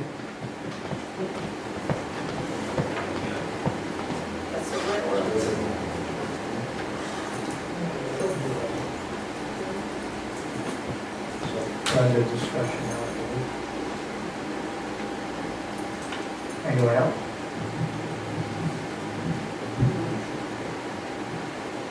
Run the motion, Mr. Scott. Roll call vote. Councilman Perry? Yes. Councilman Figueroa? Yes. Councilwoman Fonseca? Yes. Councilman Jose? Yes. Councilman Solano? Yes. Councilwoman Rivera? Yes. Vote carries 6-0. Thank you. Thank you. The next item on the agenda is item G, resolution of the City Council authorizing amendments to the home rule charter to appear in November 2018. Councilman Chairman. Yes. And that has all to do with the ethics portion of our charter. There's some additions to it. And hopefully you guys have reviewed it. And just a resolution, once again, to get it on the ballot. Mr. Chairman? If you want to discuss it further on our next Monday, that's fine. Mr. Lizette. Mr. Chairman, unfortunately, I have to object to this resolution as I had in the other. To rush, this was never discussed this year. We're looking to make possibly 6 changes to our charter without discussions, without public hearings, without meetings, without a charter review commission. I mean, this is just, to me, it's improper, Mr. Chairman. I can understand some of these may be worthwhile of discussing, but they should be discussed. To rush to put these on the agenda without a meeting, without a charter review commission recommending these, without the proper format that is normally followed to make changes to our charter, this is wrong, Mr. Chairman. Follows the same as the previous map. Thank you, Mr. President. The law department for the last year has been working with law student interns and our staff on presenting the council with a couple of options relative to the charter changes, and I brought this up in my presentation to the council during the budget session that we were doing this, and these 6 changes came out of that analysis, and as you stated, they are they fall into 1 of 3 buckets, and if it pleases the council, I can just walk quickly through that. So question 1 would ask the voters, would you like the Central Falls Code of Ethics enshrined in the city's home rule charter? And the reason for that is considering the city's history with corruption and knowing that the administration and the council have term limits at some point. The question to the voters would be, do you want the city's ethics code to live into perpetuity? The second change would supplement the city's ALPRA laws such that if any member of the public asks for a record in a language, the city would make best efforts to provide it in that language, whether it be Spanish, Portuguese, Creole, etc. Third, we currently have a recall provision for mayor, but not for the city council. That's very abnormal compared to other cities and towns. So this would add a recall provision for the council as it is with the mayor. The fourth, we've had extensive debate about what the quorum is for the council. This would clarify that a quorum for the council is 4 members, which is the majority of the 7. The fifth and the sixth change are ordinances that this council passed relating to fiscal responsibility and the city's prior fiscal woes. Number 5 would say that the rainy day fund has to maintain itself at 5% of the prior fiscal year's estimated revenues, and the council can only spend the rainy day fund with a vote of 2/3 of its members. And number 6, that the city shall contribute 99% of the annual required contribution into the pension system every year. This council passed that in ordinance form. This would put it in the charter so that the city doesn't short its pension without a charter change in the future. Thank you. Once again, there will be time for the public to be educated before the actual vote. With that, looking for some type of movement here. I move to table, Mr. Chairman. Motion by Councilman Diaz to table. Is there a second?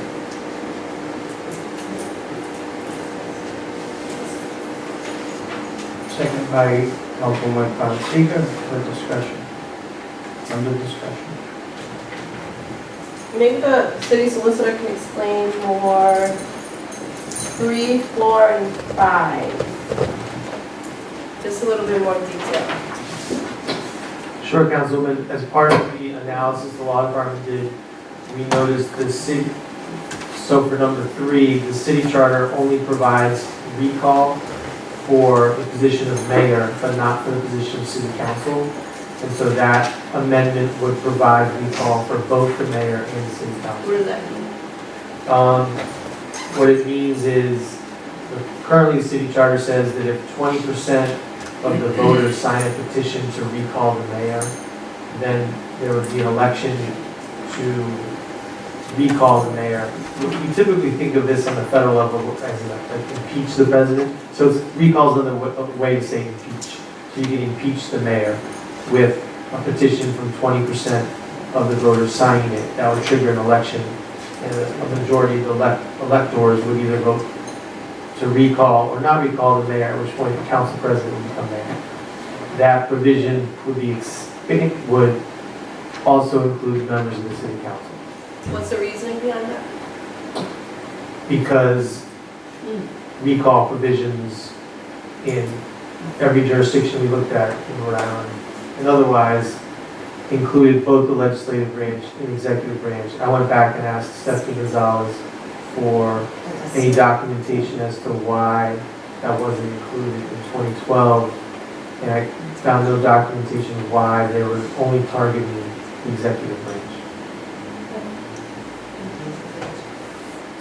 Number 4. Item number 4, there was a question as to whether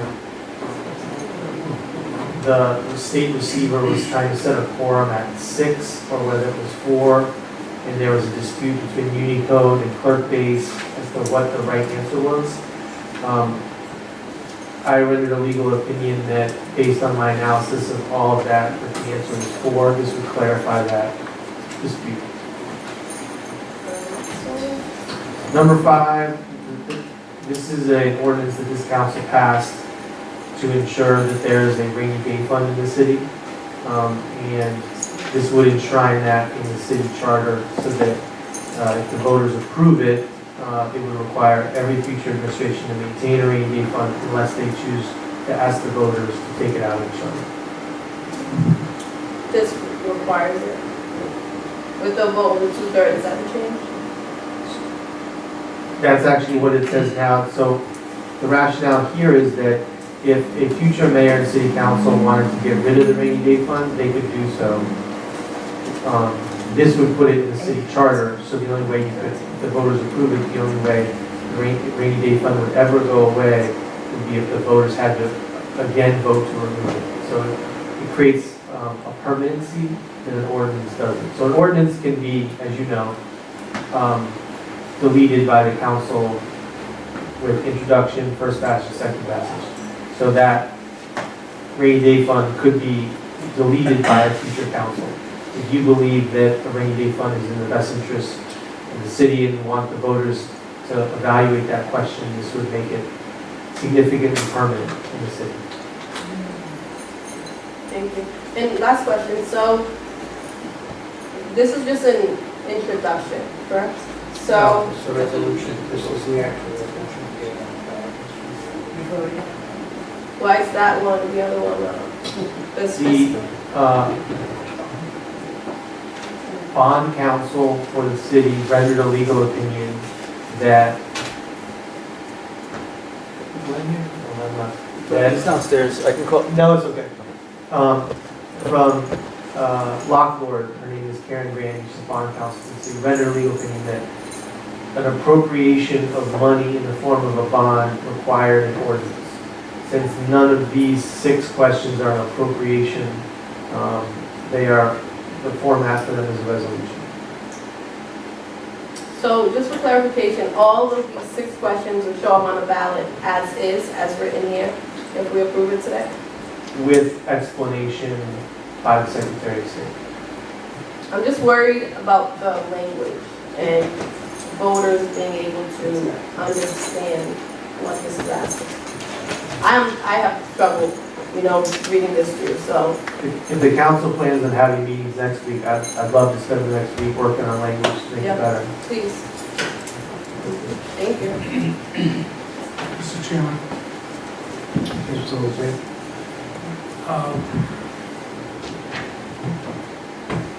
as I've stated my concern that rushing this through, Mr. Scherzer, if the voters approved these, then wouldn't number 5 require an automatic tax increase if the city needed to raise enough money to meet the 5%?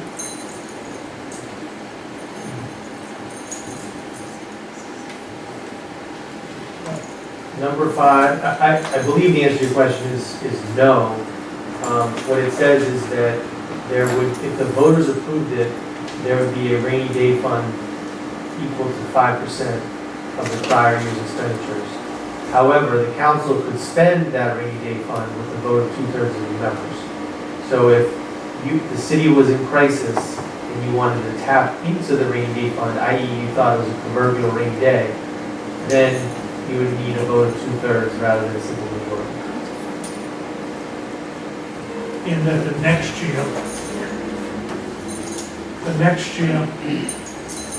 you would then have to make up that difference in the rainy day fund unless you also vote. That would be correct. And number 6,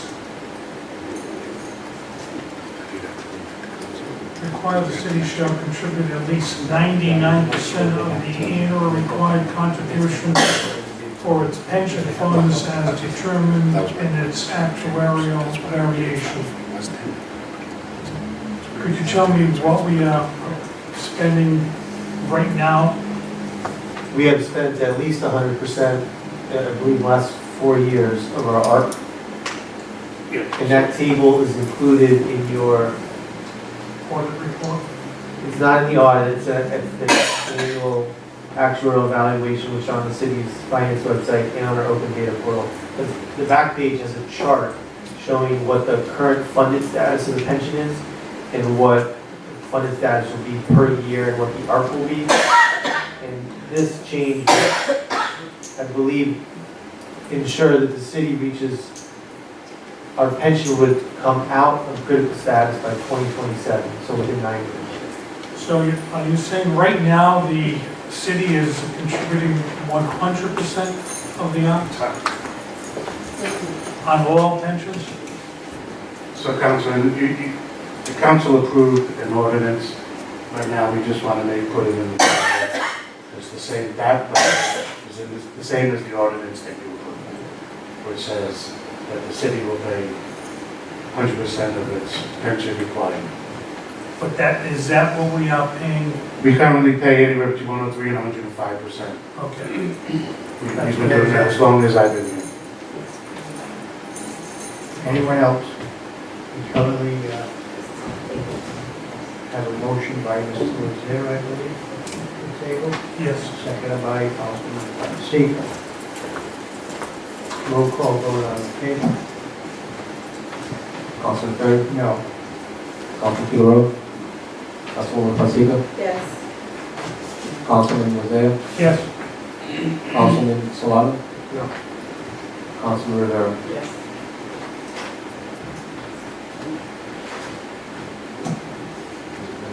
Please. The count is 3-3. Motion table.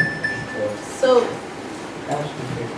I thought we were working on the language. That's why we were tabling it, to work with the city solicitors to work on the language. Unless you guys are comfortable with that language to be on the ballot. You can still work on the language. No, this is passive, Right. as is. If we decide Yeah, to we don't need a, approve it. we don't need a meeting. No, we'll have another meeting next week. We just took a vote. What was the vote? 3-3. And we tabled it just because it's gonna work on this. Right. So is there another motion? We still need a motion, James.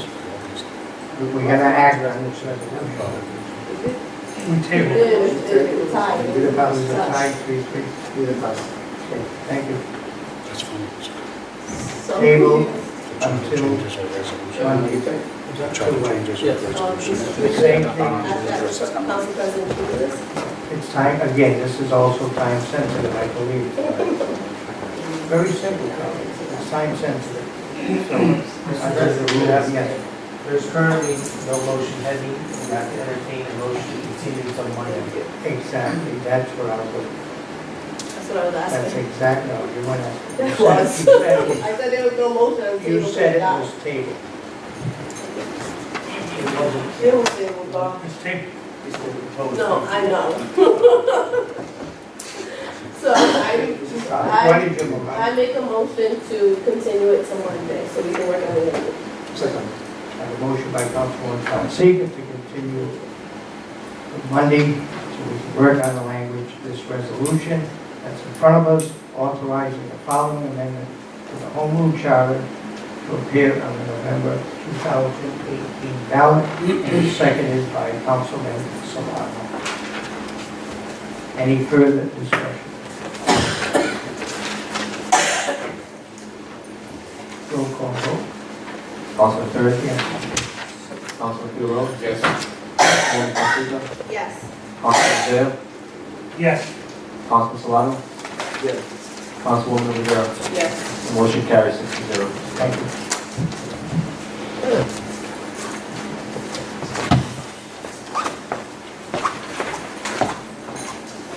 The next item on the agenda is resolution of Central Falls City Council condolences and congratulations. We have two. They were submitted by Councilman Isaiah. They are for Michael M. Doyle and Dennis Dooley. Mr. Chairman, I make a motion to accept collectively. Have a motion to accept collectively by Councilman Zinn, second by Councilman Fonseca and Councilman Solano. To accept, all those in favor signify by saying aye, that's collectively. Chair votes aye, nays, ayes have it. Mr. Chairman, point of order. Mr. Zinn? Mr. Chairman, point of order. I submitted to the council last month and again for this meeting a request for items to be placed on the agenda. They still have not been placed on the agenda, Mr. Chairman. I object and point of order that they should have been on the agenda, Mr. Chairman. And I'm requesting as a councilman that they be placed, all my requests be placed on the agenda for the next council meeting next week. Thank you. Next item. Next item, Mr. President, is good welfare. Good welfare. Good that we finished tonight. Mark, yeah. Anyone else? Oh, thank you. All right, thank you. Anyone else? Looking for a motion to adjourn? Mr. Chairman, good and welfare, we have something else. Wednesday will be the Puerto Rican flag raising here, and Saturday, Gallo will be celebrating our anniversary. On Friday, we have live music. Good deals. Also, Mr. Chairman, for the record, I wish to congratulate the Colombian American Association. I attended the festival on Saturday. I have to compliment the association. The Colombian American Association did a wonderful job of organizing, setting up, and just running a truly good festival with cooperation from all. I didn't receive one complaint, and it went across very well. Thank you. Mr. President, on the Good Welfare, on August 27th to September 2nd, will be the Central Professional Week. And we are inviting all the community to busy, one of many of them, I mean, out of the I'm city. telling you what he told me, and there were 5 p.m. Just get that in front of you. Yes. So we gotta mention that. Most people that listen to this meeting, be aware of the August 22nd. I mean, August 27th. Thank you for to give Mr. Landucci support. Thank you.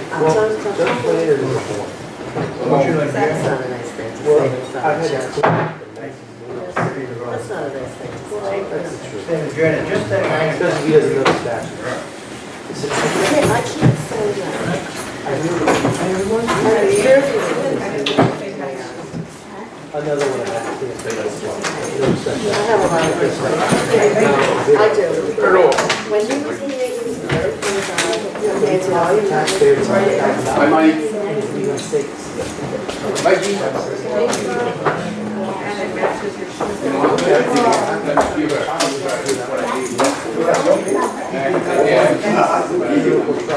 As a result, they refuse to indemnify. I can't comment. I'm just telling you. When I had this never went to bankruptcy. I didn't know where it was. I'll tell anybody if I knew. No, it's 3-3.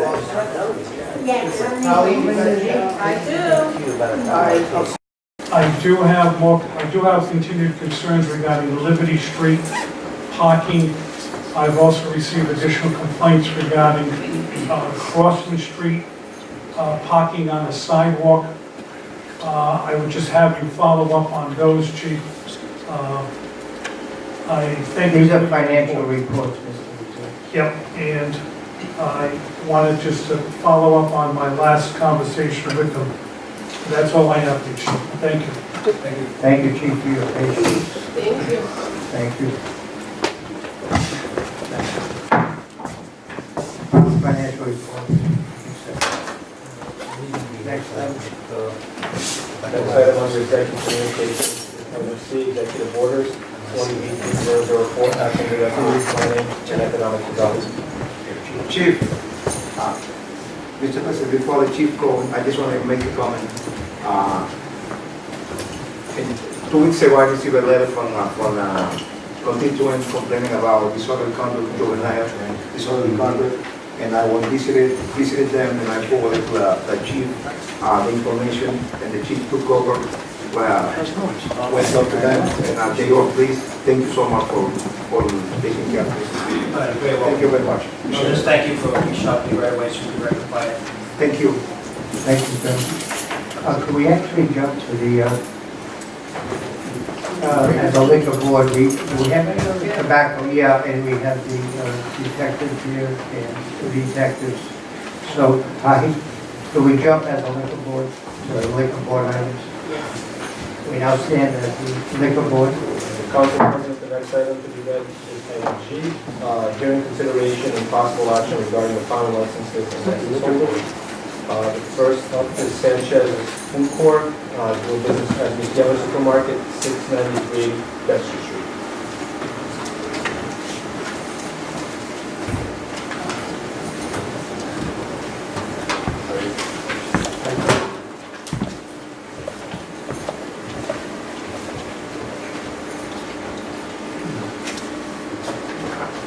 Good evening.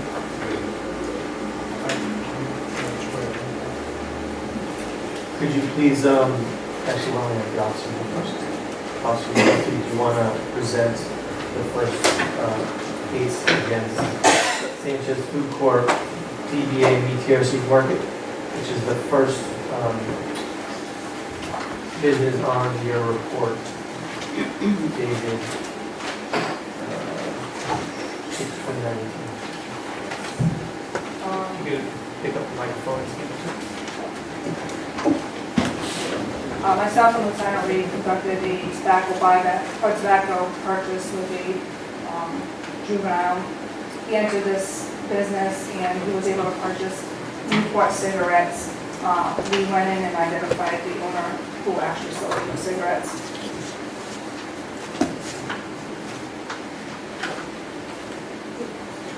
Thank you.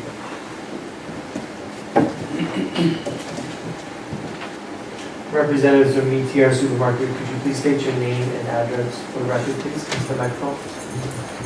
My name is Carlixto Sanchez. Address is 12 Conway Court, 11798, Lee Heights, New York. Or do you want the business address?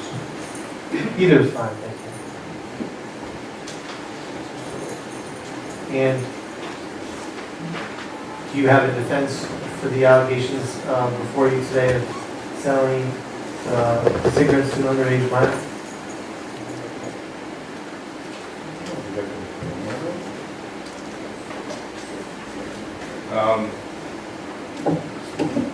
Just want to state, this is my father, Jose. It's his business. I'm his son.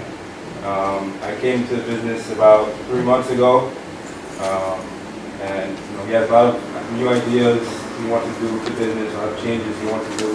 That's why I decided to come abroad. When I first came to the business, we don't really sell too many cigarettes. The day that I sold the cigarettes to the minor, we only had about three packets of cigarettes for sale. So my point being is we're not really into the cigarette business. Don't really profit much with cigarettes. So yes, we did sell to a minor. I didn't do it willingly. It was a big guy. They say always always ID someone who looks under 30. I don't know if that's here, but I'm from New York. That's what they say. And the age over there was 18 in New York.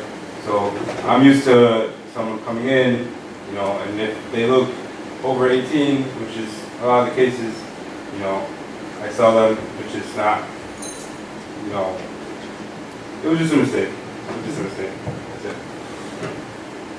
And it's 21, he said. Yes. Like I said, I'm originally from Long Island, so I wasn't aware of, the Rhode Island rules.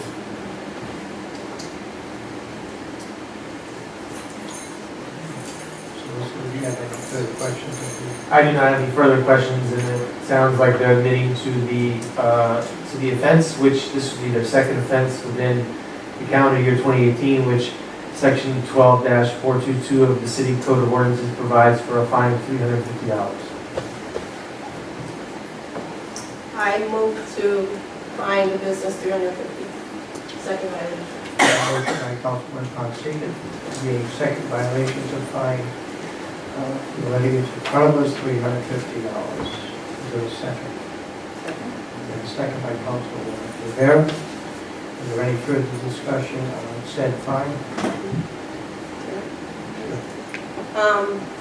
I appreciate you guys being here and being honest. And as you mentioned, if cigarettes aren't your line of business, then maybe not having a cigarette license, a tobacco license would be the route to go, because you guys should know if you are selling, even if it's one packet, you should know the laws here in the city, and you should respect that. And in the report, it does also detail that you said we don't have cigarettes here, we don't sell that, and kind of not being cooperative with the law enforcement.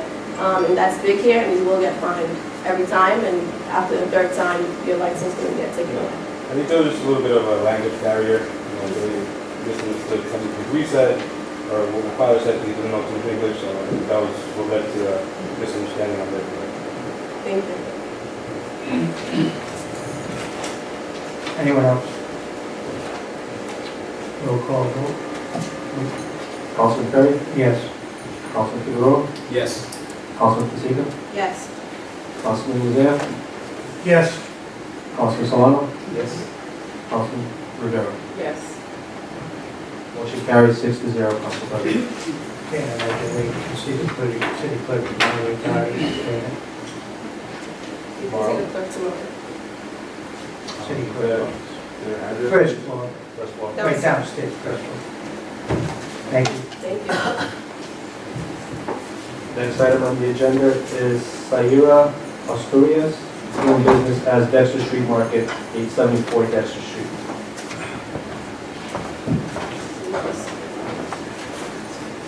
My name's Hector Casaneda, 29 Fruit Street, coming on behalf of my sister. She's out of the country currently.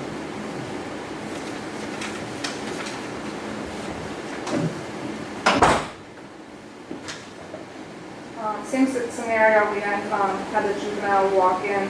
He was able to purchase a pack of Newport cigarettes for the amount of $11.50. We walked in, identified ourselves, came into contact with the female Soma Castaneda, and advised her that this was her second violation. She was aware that she was supposed to sell cigarettes, and she apologizes that she's going to be here. She knows she was wrong, and we'll make sure it won't happen again.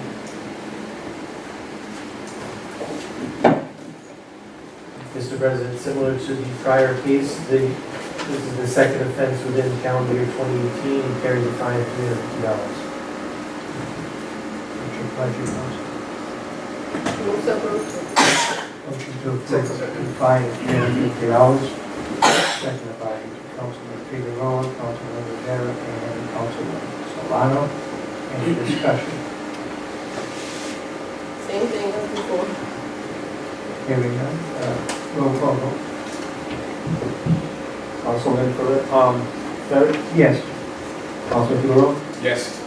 Councilwoman Pacific? Yes. Councilman Rosea? Yes. Councilman Solano? Yes.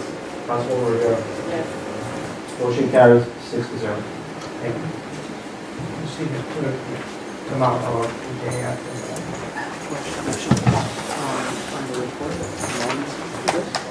Next item on the agenda is Powell Gold, doing business at Sunny Hill Market, 194 Cross Street. So she was just concerned because they have the full social security.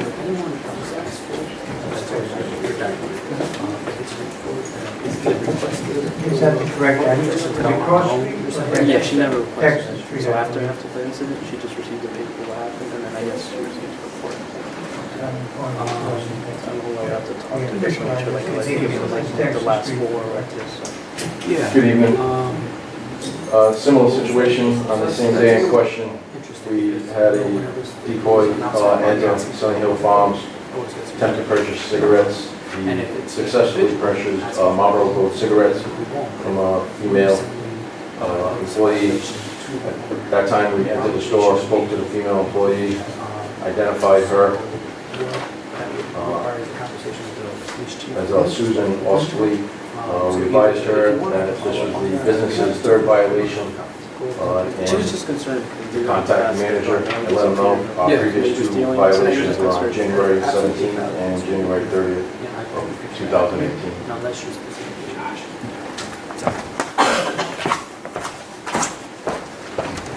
Representative of Sunny Hill Market, if you could just state your name and address for the record, please. My name is Eugene Don, 264 Dexter Street. And how do you respond to the allegations of selling cigarettes to an underage minor? Like last time, we already have a post say that we didn't have an ID, not sell cigarettes. And she just knew, and she didn't let her talk to her because she was there. So it's your business though. We always put told, what she told, and we already have a sign. And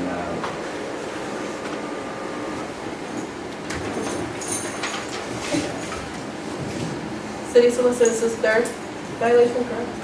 A third violation carries a fine of $500. I move to approve the third violation, $500. I have a motion to approve the penalty of $500 in the third violation. Is there a second? Seconded by Councilman Rivera. Any further discussion? Yes, I just want to state that you should know better than that. This is your business. You have been punished a couple of times for the same reason. If you hire new employees, you should tell them what to do and what not to do, because otherwise you're going to be losing. We don't like to be punishing anybody, business owner here, but you have to obey the law. And the police officers are doing the job, to make sure that the law being enforced. You are responding. You're not there every day. You have another store, don't you? basically, she lost the mom by herself, and she can afford a lawyer. That time she had to go to the bank, and she left her to take care of her hours. And that's what happened.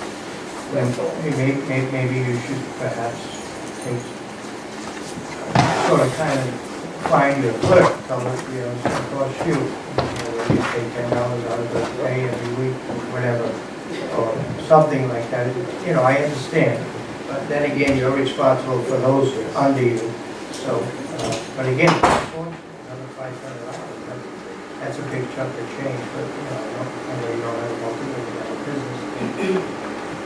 That's the way it is, unfortunately. Anyone else?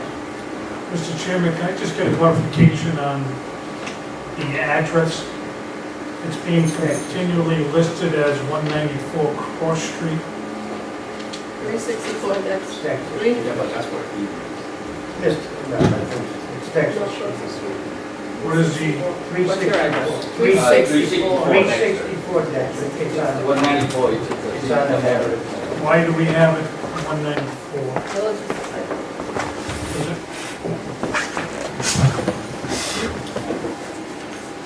Roll call vote.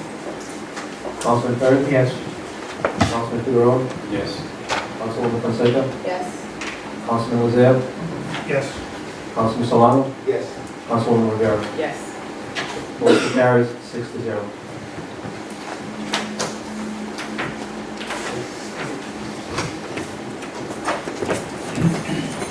The next item on the agenda is Family Dollar Stores of Rhode Island, Inc. Doing business as Family Dollar number 27972. On the same day in question, we entered 839 Broad Street, sending in decoy juvenile in to purchase a pack of cigarettes.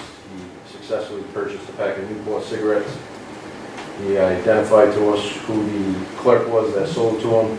We entered the store. On entering the store, we came in contact with the district manager, Laurie Allen, explained the situation to her and the employee, and that this was a second violation, that we had a previous violation on March 29th, 2018.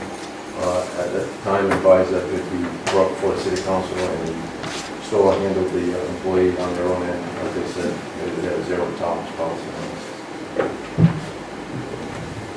My name is Laurie Allen. I am an AOM. I say district manager because everybody understands that. We did terminate him. We do have online courses. At the first violation, I had a meeting with everybody in the store, ensuring that everybody would card under anybody under 40, and he didn't, so he got terminated that same day.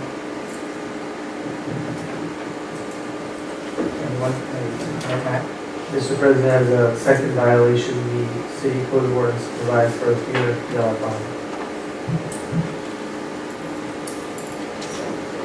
I move to approve the second violation.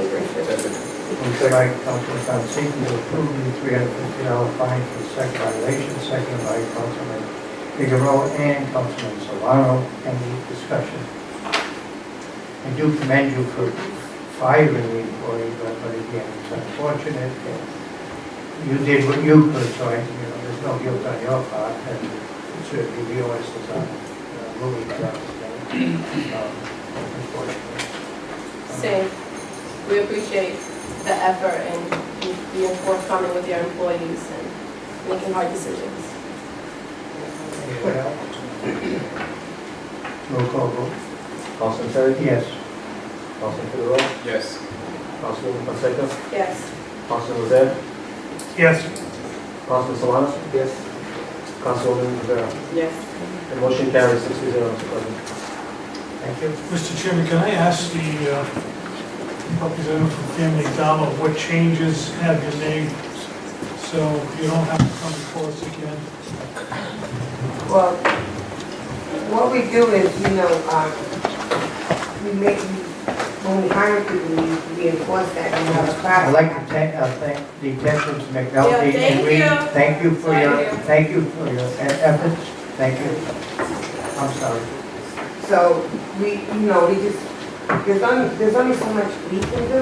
We give the online classes. I go and I speak to, I run 18 stores here in Rhode Island area. So I just go in and speak to every single new hire and make sure they understand. And even the older ones that have been with us for a while, he was with us for a while, He knew he did wrong as soon as he seen me in the office. He knew, and he admitted, he knew he was going to be terminated. We have no tolerance, and that's what we have to do. That's all we can do is, educate them. They have to pass the test at 100%. If they don't, they have to go up. So they have all the tools. It's just, getting them to implement it. Thank you. Again, you'll build on your, you did your best. Thank you. So will they mail that to me, to the $300? You would come down to the city clerk's office and it's downstairs first floor. Or I have to go to my corporate office? So I would need something to prove to them that I need to pay that needs to be paid. We can certainly formulate a letter for you. Yes. And send it to you. Okay, thank you. I would like to thank, they're not here, but 7-Eleven and NY Deli. They were also part of this last round of compliance checks, and they were in compliance. So I do want to give them a big shout out.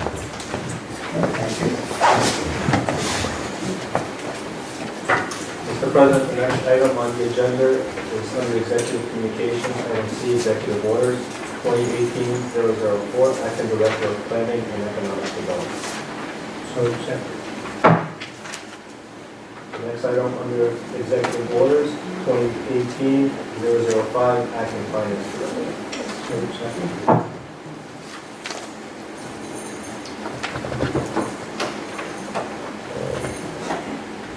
The next item on the agenda is item 6, schedule of bills, hearing, and/or consideration. Ordinance amending Chapter 12, Business Article 1 in general, Section 12-4, chronic nuisance properties, introduction by Councilwoman Rivera. So introduced.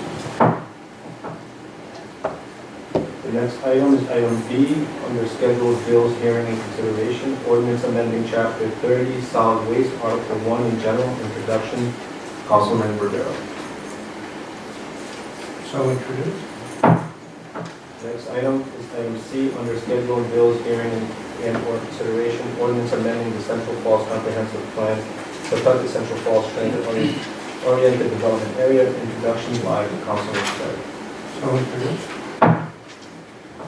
The next item under schedule of bills, hearing, and/or consideration, ordinance authorizing the City of Central Falls to provide or to design construction, renovation, repair, rehabilitation, alteration, improvement, furnishing and equipping of public roads, sidewalks, city parks, including but not limited to Jenks Park and Ralph J. Williams Community Center, and authorizing the finance and thereof, including the issue of not more than $5 million bonds, notes, and other evidence of indebtedness.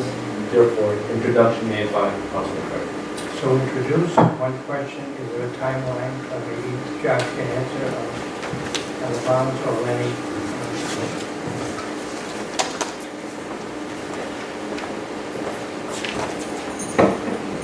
Council, Finance Director. Finance Director, Dennis, good evening. Yes, there is a very important timeline. So the goal for the city is for the council to pass the ordinance so that a vote would go on the ballot in November. In order to do that, the deadline is August 7th or 8th, I believe.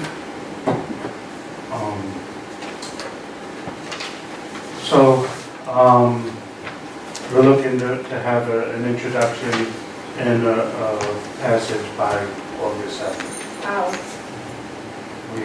I haven't been made aware of that yet. We'll get introduced tonight, so that part's Yeah, done. there was no answer. That's 2 weeks from now. And we need a first reading, a second reading. That's why I asked about the time. We've had a lot of vacations and I just wasn't aware of between the city clerk and the chief of staff, so.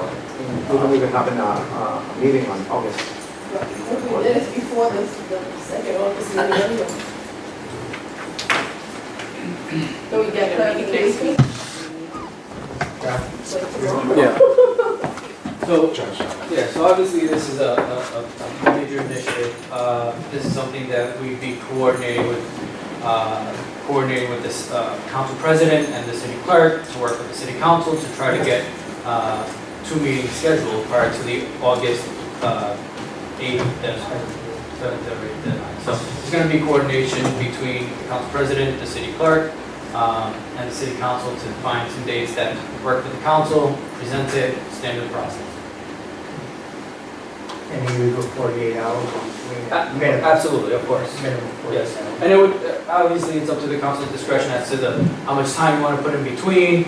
Obviously, it's going to depend on what the council schedule works, so very similar. How we do situations in the past, we'll probably have the city clerk reach out to the council with the council president's permission, see what dates are available between all of the council members and move forward from there.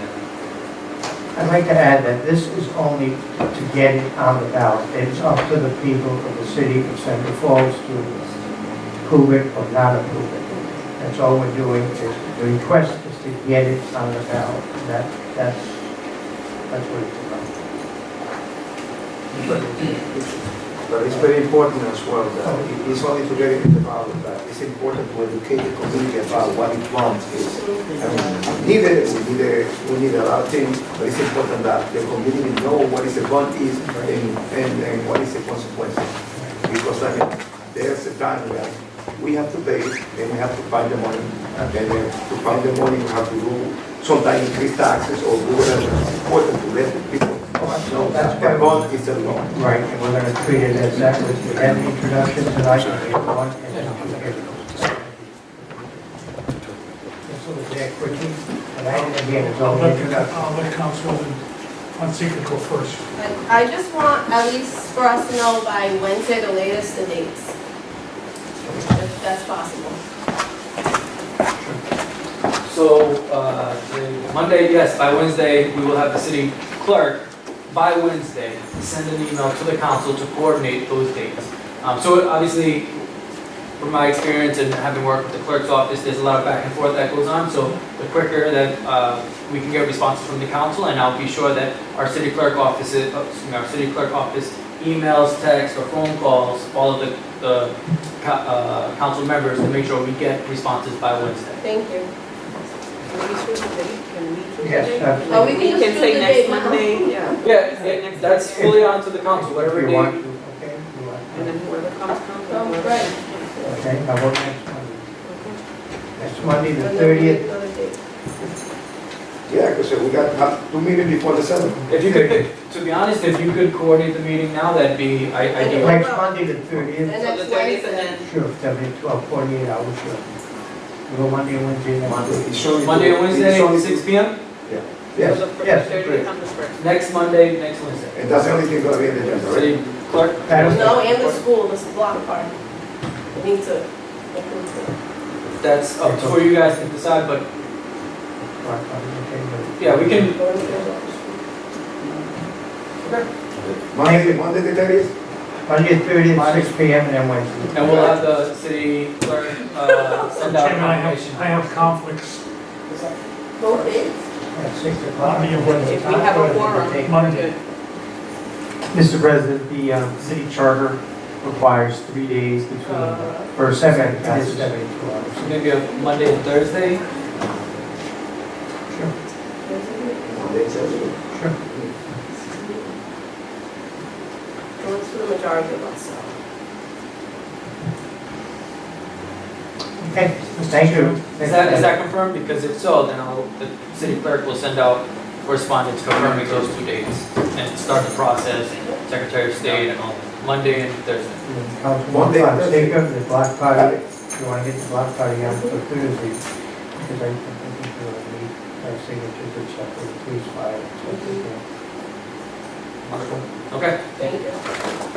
Mr. Chairman? Yes. Mr. Chairman, upon receiving these items to go on the agenda, to put something on the agenda for voters to decide, Mr. Chairman, my feeling is we're moving too quickly. We haven't discussed this at all. We're receiving it in our hands tonight. There's been no public discussion on it, review, information, to push this and rush this through without the proper diligence of discussion and public interaction, Mr. Chairman, is wrong. I say that on this one and on the resolution that's coming. We've had all year to decide if something was going on the agenda for the November election. And on a deadline, we're receiving information without further documentation and discussion. I object, Mr. Chairman. I think we are not giving the public the due information and the proper discussion needed to put a $5 million bond on the referendum without any discussion so far. It wasn't discussed during the budget. It wasn't discussed in capital program. It wasn't discussed at all, Mr. Chairman. And we receive it in our package for tonight and trying to rush this through. I think we're moving too quickly on these actions, Mr. Chairman. I don't think we should be acting on it this quickly without due consideration to the public. And we're not giving the public consideration, information, and documentation. Well, as any referendum, anything on the ballot, you will actually get something, I'm sure, for the state Board of Elections regarding the referendum on the ballot here in Central Falls. You'll probably get a booklet. All referendums, all cities and towns, there will be from that date, whether it be in August until November. So it's August, September, October, and part of November for the public to read all about what's going on as far as the bond, what it's for, and any referendum. But I'm not receiving anything now, Mr. Chairman. And I got to vote on it. The narrative is right in front of you, Mr. I just received no other documentation, Mr. Chairman. We'll look it over. I want to You got get to more next than look it Monday, over, but Mr. Chairman. unfortunately, We're not voting tonight. No, you got time, it's Monday. We have No, Monday, we're not even going to Thursday, vote on Monday, we're gonna vote on Thursday. Thursday. That's true. So, Tom, if you're concerned about the public, maybe we can invite residents to the meeting and they can have. That's what this public meeting is about. Right, no, the first and the second. This It is just is. an introduction. We're rushing it through. We're rushing it through. Excuse me, we are rushing it through. You're coming to a meeting tonight, first time it was ever presented. No public even knew about it. I discussed it with somebody today.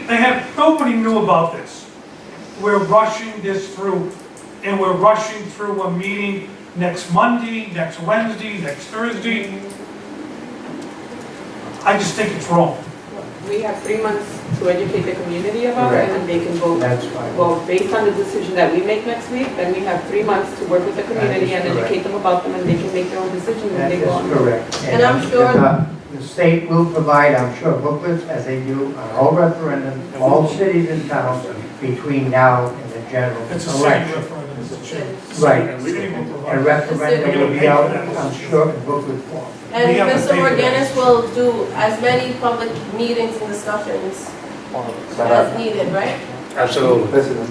Yes, I just said previously, it is important for me, in my perspective, educate the public about this. I mean, we got to educate them. It's a bond, but we have to, and we have time to do that. In the past, I used to go convincing people to get out and vote it, and if it was a referendum, tell them, oh, this is a bond for this is good for this. But I didn't really know what was everything about it. So now I got to educate the people about it. They have to know what it is and what is the consequences. I mean, what is the benefits and the consequences. Absolutely. And we all should do that. As Councilwoman Rivera said, we got 3 months. to Educate the public. Thank you. Next item.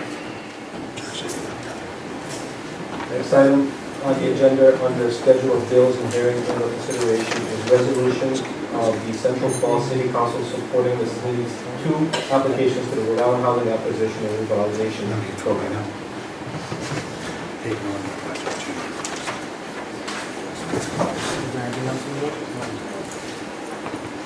Good evening, Councilman. Good evening. Our program, That's okay. the program was announced about 3 weeks ago. We have until Friday to send an application. We're looking to address the 2 properties that are identified in your memo. We're seeking as much funding as we can to try to address these properties, 66 Dexter and the property on Summer Street, renovate that three-family building. We need your resolution. It would be helpful in scoring the necessary points to get this grant approved. Councilman Lozaya earlier raised concern about this being such a short notice, but we're responding to a very short notice we got from the state, and so that's the best I can answer. It's only to file the application to get the two grants to put us in competition for the money. I have a question. 147 Summer Street, that's the one behind the post office? Yeah, no place else. So, if somebody was interested in that, who would they have to contact? We will be putting an RFP out shortly for that property, probably mid-August. If we get this money, that money will go along with with that property, with the restrictions for affordability. That should be out by mid-August. And just because children's friends and family were, we had a conversation with them and they were asking if they could turn that into a parking lot and extend their building back. We can't do that. Because we bought that property, the city bought that property, and it was affordable housing. We are under obligation because there is federal restrictions against it to recreate it as affordable housing. Council President? So you're asking for the 10 million approximately. Are there any other city funds that would go into these two projects? At this point, we're not identifying any city funds that go in it. Ultimately, the question is there going to be a gap? And at this point, I don't know. I'm waiting for the performance to come back. If there is additional funds, it will have to come out of our capital budgets or other dollars like that. And 606 Dexter, that will be a city-owned property, correct? Even if it's commercial, if it's mixed use?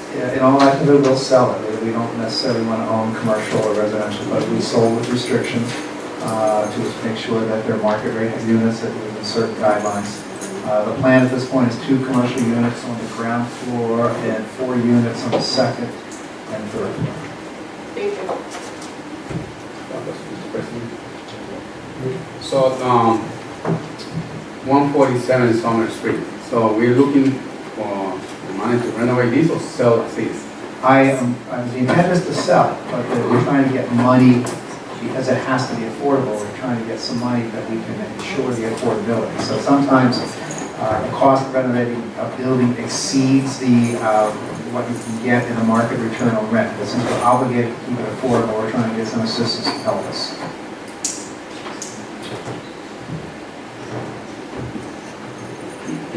Anyone else? Mr. Dowling, I was at the meeting a little while ago. What took place at the planning board meeting? I know I attended the zoning board meeting. Can we stick to the item? This is 147 I'm discussing, Mr. Chairman. Sounds like you want a general, what was going on. No, I'm trying to find out what took place at this, on actions of 147 at the zoning board and the planning board, which is coming before us as a resolution, Mr. Chairman.